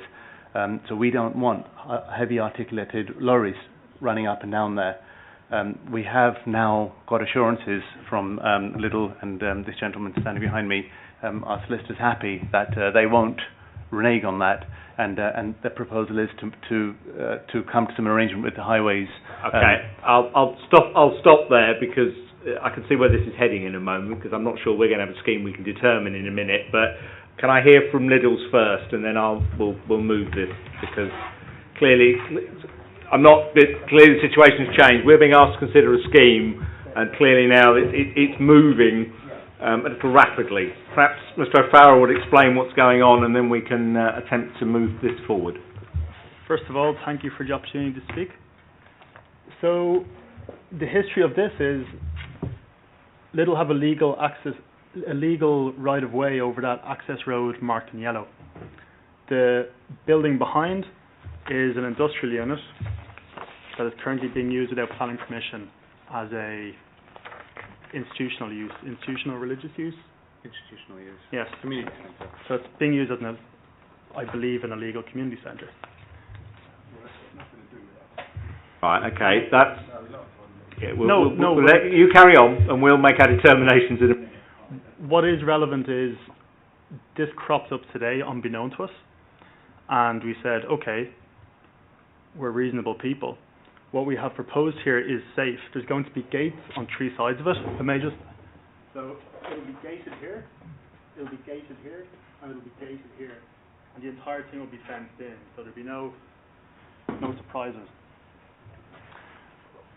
We have said that we will look, after we are granted permission for this acceptable scheme, we will sit down with the objector here and look at finding a revised access, lodging an amendment at some point in the future. Perhaps it's an agreement to agree. But we do believe, as it stands today, the access is safe, it's legal, and it's perfectly in keeping with other stores we have nationwide. Okay. I'm not going to spend very long on this now, because clearly an objector is withdrawing his objection on the basis he believes he's got some assurances all this is going to change. Your presentation of that's slightly different to my hearing. I've got to consider, and my committee's got to consider, the scheme that is before them. I suspect people would have had some issues with the servicing of this anyway. I'm going to suggest before that I ask in a moment for this to be deferred, for revised arrangements to be agreed, to be vetted by the highways team, and then we bring it back when we know what we're agreeing. Because at the moment, if we sign this off, we're agreeing what's on there, and that could be built, and there's nothing any of us can do about it, and you, sir, as an objector, would be landed with it. I think that's the only logical way forward. This one, if you note from the addendum, is subject to a stage 2 referral to the Mayor's office anyway, so it was going to be a delegated decision to the head of planning. I'm also going to request that there is some commentary in here that some of the detailed items that the GLA will raise have not yet been dealt with. They don't have to be at this stage. They're going to have to be dealt with by the time it goes back, so I would suggest that the time is taken to deal with those. I would also ask, it would also give the planning team an opportunity to look at conditions on this as a whole. Yeah, what I would say is quite a number of late issues have been raised after we published the report about out of our control as a planning team, and I wouldn't be saying anything against the recommendation of the chairman. So I think the only sensible thing to do with this is defer it. Councillor Oswald, were you going to propose that for me? Thank you very much, Chairman. I'll move deferral. Thank you. All those in favour of deferral? Thank you very much. And it seems to be at the current moment. That's 3 in a row. Right, we're going to try our luck with agenda item B, which is also another Lidl store, this time in Hayes. It's on agenda item B. This was the late item. I did take this one as a late item. There are no petitions on it. It does obviously provide some employment opportunities, so we felt that was appropriate. Neil, would you care to explain this one? Yes, thank you all. This is the application for the former council car park on Central Avenue. Sorry, it's still a council car park on Central Avenue, and the former swimming pool in Hayes. Now demolished and replaced in the new Botwell Road Leisure Centre on the other side of the road. This is the Red Line site plan. This is the location plan. You can see where the swimming pool has now been demolished. This is the existing parking plan of the existing council car park. And this is the proposed site layout. So what's being proposed is another Lidl superstore.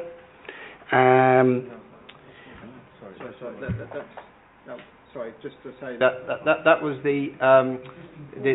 that particular plan was what was first put in, and I think your next slide you're going to. Oh, okay. I beg your pardon. Is the altered layout. Yeah, sorry. That was the layout that was originally proposed. Apologies for jumping in, but this originally had an access off Church Road, which did have objections, and now the key reason this scheme is for approval is the access has been moved. To a more acceptable location. You can see there the access was, sorry, thank you for pointing that out, James. That was access originally from, so the service access was originally through the car parking access. It is now from Central Avenue to the side there. And that's it on a smaller scale. That's the ground floor, roof plan, and elevations showing the typical Lidl treatment. Officers are broadly satisfied with the proposal. There is an existing consent on this site, and this proposes a larger store, about approximately 600 square metres larger. But we consider it is an out-of-town location, but they've done the necessary sequential tests. So this is a town centre location, and we think the increase is acceptable. So we're recommending approval. Okay, the petition on this one has in fact been raised by the applicant. It does give them the right to speak. I think the applicant has agreed that they don't have masses of things to say, but it does give them the opportunity to answer any member questions. So if I may play it that way, if the applicant's happy with that approach, it may move us a little bit in terms of time. Do members have any questions they wish to ask the applicant? Got any concerns with this? Councillor Higgins. I know how narrow. Sorry, Chairman. I know how narrow. I've got one. I know how narrow that road is. So, are the Arctics? Which way are the Arctics coming in to do the deliveries? I'll ask the highways officer to comment. I might then ask the applicant if he knows. Saeed, what's the articulated lorry access to the site? Was a good question. So where are they coming in? Sure. Articulated lorries, we don't have a particular delivery route, so we have tested it with both from both sides of Botwell Lane coming in and out. So they will arrive from Botwell Lane into Central Avenue and then to the store and then out again. Because of the particular difficulties regarding the geometry of the junction, there's a condition attached in the addendum restricting the deliveries not to be undertaken during the AM peak, PM peak and the weekend peak times, so that it doesn't conflict with traffic and customer peak times. Thank you. And the school as well. on the opposite side. Thank you. Okay, I think that's probably answered that one. Any other questions on this one? Sorry, I'm just a little bit lost. The lorries come in, they load in the bay. How do they come back out? They go around the whole car park, or what do they do? Reverse out? Or? So they go in from Central Avenue and then maneuver into the service bay. Yep.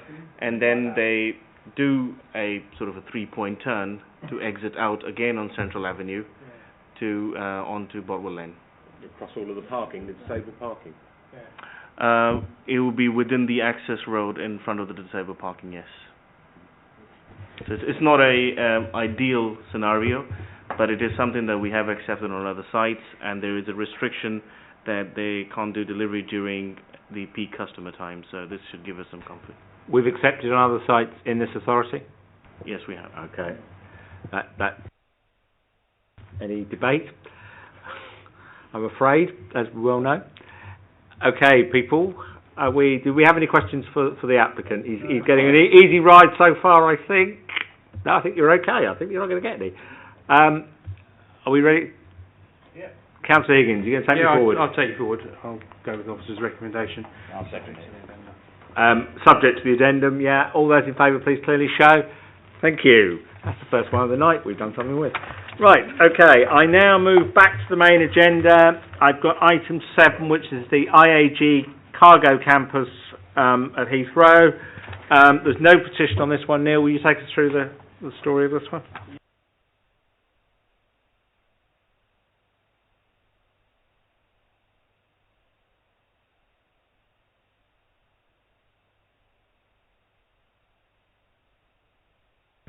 Part of the IAG Cargo Campus, that's a 14.4 hectare site located within the Heathrow Airport boundary, which provides a range of cargo services in several large buildings. That's a constraints plan, no particular constraints. Existing site plan, so it shows the larger greyed out area is a large existing freight building of 6 storeys. The smaller one to the right of it is a single-storey warehouse building. And the proposal is to build a new cargo storage facility to the right of the smaller building there. There. The application proposes building a new cargo handling facility. It would be equivalent to 3 storeys in height, incorporating 11,520 square metres floor space and including a 1,020 square metre mezzanine level housing administrative and welfare functions. I'll just quickly run through the plans. Proposed ground floor plan, proposed landscaping plans. There's not a lot of scope for landscaping, but it is shown on those green areas around the car park. That's the proposed mezzanine floor level, and those are some elevations. Council policy supports uses that complement Heathrow Airport as long as it takes place within the existing operational boundary of the airport, which this does. So on that basis, we're recommending approval. James, could you talk about condition 4 for me? Yeah, just a very quick comment. I did discuss the wording of this condition with our legal officer before the meeting, and I know she would like me to have delegated authority so that we can look at strengthening that condition as appropriate. Members will be aware that this condition links to has a complex history because it links to another car park scheme opposite, and so we have to get the wording right. I'm confident I can do that in conjunction with the legal officer, but would ask if I could have delegated authority. I think you'll get that, James. With the legal officer. Could I also draw a member's attention to the addendum, where it is proposed that condition 13, 15 and 16 actually go into an S106 to give the thing some additional strength. And there are some changes in condition primarily relating to timing in relation to conditions 4, 7, 9 and 10, although 4 is now going to be reworded anyway. So 7, 9 and 10, it's just timing so that they can get on with doing the thing, but they can't occupy it until they sort it out. And obviously the Flood and Water Management Officer's comments are in there in detail. Is that an attempt to move off to recommendations, Councillor Higgins?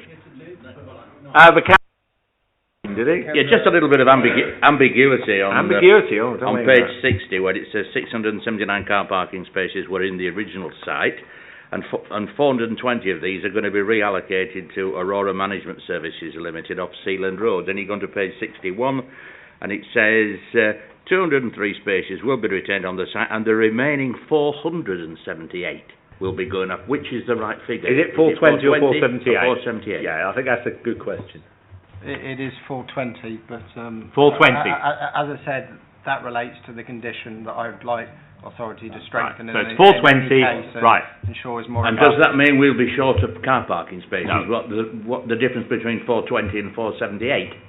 No, 420 was what was always agreed to be moved on this one. So if I can, there is another safeguard to this. So what I'm doing through the addendum sheet is I'm asking the committee if that we alter this to change some of the conditions into a legal agreement, and that includes the travel plan, and that in itself will have an impact in terms of having a robust travel plan on this site. It is British Airways, so it's exactly the sort of organisation that one would look to have a robust travel plan with. So I'd mention that as well. I know that's slightly circumnavigating your question, but I think hopefully it helps answer it. Okay, Councillor Higgins proposed we move forward. Councillor Duncan got a question? Yes, so what is it? Because above, when it talks about condition 10, it says it requires a maximum of 742 spaces should be used for British Airways staff. And then 203 and 478 are 681. And over here we've got 679. So is it 679 or is it 681? I understand that some are remaining, but... That's 2 spaces. I know. So don't think it's material when we get to this number of parking spaces.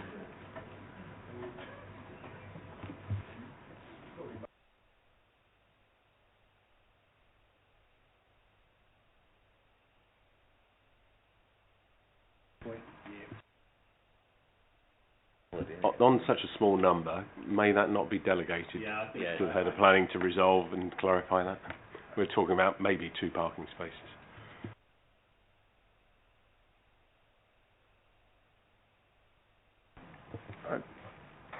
I mean, my understanding is for 20 spaces. I mean, if I mean, as I say, I'm asking that the travel plan be now reverted to a head of term, and if members are happy through that, the authority to reword condition 4, I'll obviously ensure that it's appropriately worded. Exactly the right I mean, if number it's a couple of spaces included either way, I don't think it affects. If members are happy with those 2 safeguards, it might take us a while to. Yeah, but it's a condition we're tying them to. So. Yeah. I mean, I think I'm happy to move this forward. It is quite complicated. It's quite complicated. We've got a lot of stuff moving around. We're tying other sites to it, so it is complicated, this one. You were ready to take me forward, Councillor Higgins. Chairman, I would like to take this forward and go to officers' recommendation. As amended by the addendum and as suggested by the head of planning. I have a seconder. All those in favour, please clearly show. Thank you. That one's approved. Good. Right, we now get to the Southall Gasworks site where we've got numerous... the head of planning is going to give us one presentation on this slot. I'm then going to ask... We have to do separate votes, as we're all aware, but I'm going to take one proposer and one seconder for the lot to try and obviously move us forward a little tonight. So I'm going to take it as... I'm going to jump straight in on this and assume that members are familiar with the history to this. So it was a mayoral decision to approve the Southall Gasworks, and the GLA, it's the GLA decision, so they're GLA planning conditions, but a number of them relate to matters in Hillingdon. What I'm going to do is I'm going to talk through all of the conditions. Some of them are very straightforward, so we'll be quite quick on them, but I'll comment on the things I think of interest to committee. So item 9 is submission of details for condition 3 bridge construction and condition 4 details of materials. Now, this bridge will be adopted by TfL, who've had a very large structures team and a whole load of expertise in bridges, and they spent many months looking at the details. I can advise that they will have a type of concrete that has a finish that is anti-graffiti, because I wanted to make sure that was part of the feature, and there will be a red route on the bridge to prevent congestion. So I'm picking out key things that I hope that members will see as ticks in a box. Under condition 3, a footpath was provided under the bridge over the Grand Union's Canal as part of the canal towpath, and the design of the footpath has been developed in consultation with the Canal and Rivers Trust and meets with their technical requirements of their code of practice. So in simple terms, those two first conditions we think are quite straightforward. Condition 10, there's quite a lot of detail in the report concerning the construction management plan, but if I can go straight to what I think the standout issue is, and that is the delivery hours. So this is the impact on the highway network. Now, this condition has been subject to a lot of liaison with TfL and the Highways Agency, so it's not just us as a highway authority that's had a say on this, but the delivery will be 6 o'clock till 7:30 in the morning and 9:30 till 3 o'clock, so it avoids the peak hours. I have to say I'm not sure we've got much room to negotiate on those because of the involvement in TfL and the Highways Agencies, but there is a quite robust delivery management system that will regulate the flow and frequency of vehicles to ensure that there isn't congestion on the approach roads and adverse impacts on the highway network. So we are satisfied with those details. Item 11 relates to the detailed design of the Western Link to Pump Lane and the construction and surfacing of Pump Lane. As I mentioned previously, there is going to be a red route, and there's not much more I can say on that one. Condition 12 is with the remediation strategy. The Environment Agency have looked into this in detail and have no objection. Item 13 and item 14 relate to ecology. The first one's an invasive species survey. There's an ecological management plan and habitat surveys. These have looked into in detail by both Natural England and the Council Sustainability Officer, and they're satisfied with the details and have no objection. Now, item 15 is the one I want to comment on most detail. So condition 34 requires the details of the realignment of the flood relief channel, and at this point I am going to revert to the slides. So what I've done with the slides is, because all of the detailed plans to do with these conditions will be slightly overwhelming, we have some rather simpler slides that help explain it. Because this contains all the conditions, I'm actually going to go to the slightly simpler ones. So we have the position of the bridge, which is exactly as per the outline planning permission. So on the right-hand side, you've got the Southall Gasworks site. You've then got the bridge over the canal, and then it interconnects with the new changes to the road system for that interconnects with the Hayes bypass. We've got the Pump Lane junction. As I mentioned, the intention is to have a red route. So the one thing we wouldn't want is any traffic being able to stop and be stationary. So basically, the final details have been agreed with TfL to ensure that is not the case. Now, this is the flood relief channel. So at that point, I'll start talking a bit more about flood and water management. So the approved proposal is to replace 225 metres of highly engineered U-shaped concrete channel with an enhanced diversion in a more natural channel, providing a larger full-span bridge for the crossing and avoiding culverting. The hydraulic calculations, which are included as Appendix 6 to the flood risk assessment, demonstrated the impact of the diversion to be negligible. The original flood risk assessment calculating the embankment's footprint reduced the potential volume of flood storage by approximately 3,400 cubic metres. And so, in consultation with the Environment Agency, an area adjacent to the flood relief channel was identified as being suitable for a compensatory storage area. The storage is to be formed by excavating a layer from the channel bank, which is already an artificially formed surface. It is in accordance with these principles that the details plans which have been submitted for the purpose of conditions 34 and 35 have been developed. The drainage for the Western Access Road has been designed in accordance with the original flood risk assessment, and the outfall of the drainage system is to the Yedding Brook via a redundant section of the River Crane. In order to attenuate the water and provide a green field runoff rate, the scheme has been designed with oversized pipes which will then limit the flow into the redundant River Crane to the south of the Access Road and then into the Yedding Brook. At this point, I'll say that the Council's Flood and Water Management Officer and the Environment Agency have been through a number of revisions of this scheme to the point that they are completely happy, which is is my executive summary to the flood and water management conditions. So this then is the drainage pond that I just mentioned. And part of the reason I've spent a bit more time on these last two conditions is obviously we are the Flood and Water Management Authority, and to a large extent some of the other conditions are more in the remit of the High Res Agency and TfL and Natural England, whereas I feel that we need to be sure that we're happy on the flood and water management issues. But as I say, all of these conditions, all the relevant internal and external consultees are happy, and I wouldn't normally do this, but these conditions have been with us for a quite long period of time, but that's to get them right. So, at that point, items 9 to all of the items are recommended for approval. Thank you. Do members have any questions on any of them? Councillor Duncan. Can I just ask about this extra capacity? This area regularly floods and floods up here, and I know you've got the increased capacity here, great, but when it comes down here, it feeds into Yedding Brook, so you're going to get so much more coming into this. So has that been calculated to not only deal with this new road coming in, but also with this existing problem that there is there with the drainage of the area?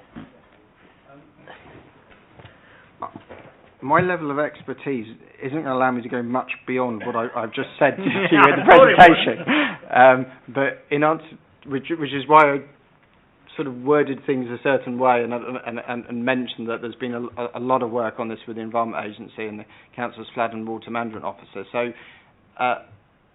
Council's Flood and Water Management Officer, she will allocate certain amounts of time to certain schemes, and this scheme has had a considerable amount of her input. But if members wanted a much more technical explanation, it would have to be through her. But I only give members the confidence that I've kind of seen the level of technical exchange, which has been extensive. So if one can measure the kind of input or the level of scrutiny on that basis, it has been very heavily scrutinised by her. But I appreciate I may not be fully answering your question. It's not the technical. I'm sure that this takes into account the building of a new road, the surface water runoff, everything that encompasses. What I'm pointing out is that there is a considerable existing problem, and hopefully, that has been taken into account in this. Because if you're going to be doing all this work, it needs to be impacts on there is something else I know that might also be. I know that we've got the best we can get out of the geography that exists. So if that also helps members. I don't think we're going to move it much further forward, if I'm honest. I mean, and if the Flood and Water Management Officer was here, she would tell you she was totally happy, and we'd end up accepting that. Councillor Higgins, do you want to move me forward? First, I'm going to move it on, before I move forward, just to keep Councillor something. If the previous illustration showed that they've widened the flow of the water underneath the bridge, I remember correctly, so that should help that issue. Okay, on that I will move You're forward. prepared to move all the recommendations forward? Do I have a second? Right. You're going to have to, I'm afraid. So I've got the same proposer and seconder for all of them, just for speed. So all those in favour of item 9, please clearly show. That's approved. All those in favour of item 10, please clearly show. That one's approved. All those in favour of item 11, please clearly show. Approved. All those in favour of item 12. That one's approved. All those in favour of item 13. Thank you. All those in favour of item 14, please clearly show. That one's approved. All those in favour of item 15, please clearly show. Can't you just that say approved. 15, 16, 17, do you approve? No, I can't. I'm not good at it. And at 8:15, that closes major applications. And we're actually only 15 minutes behind schedule, which is actually quite good, which is pretty good going. Many of my committee, as have the officer team, have now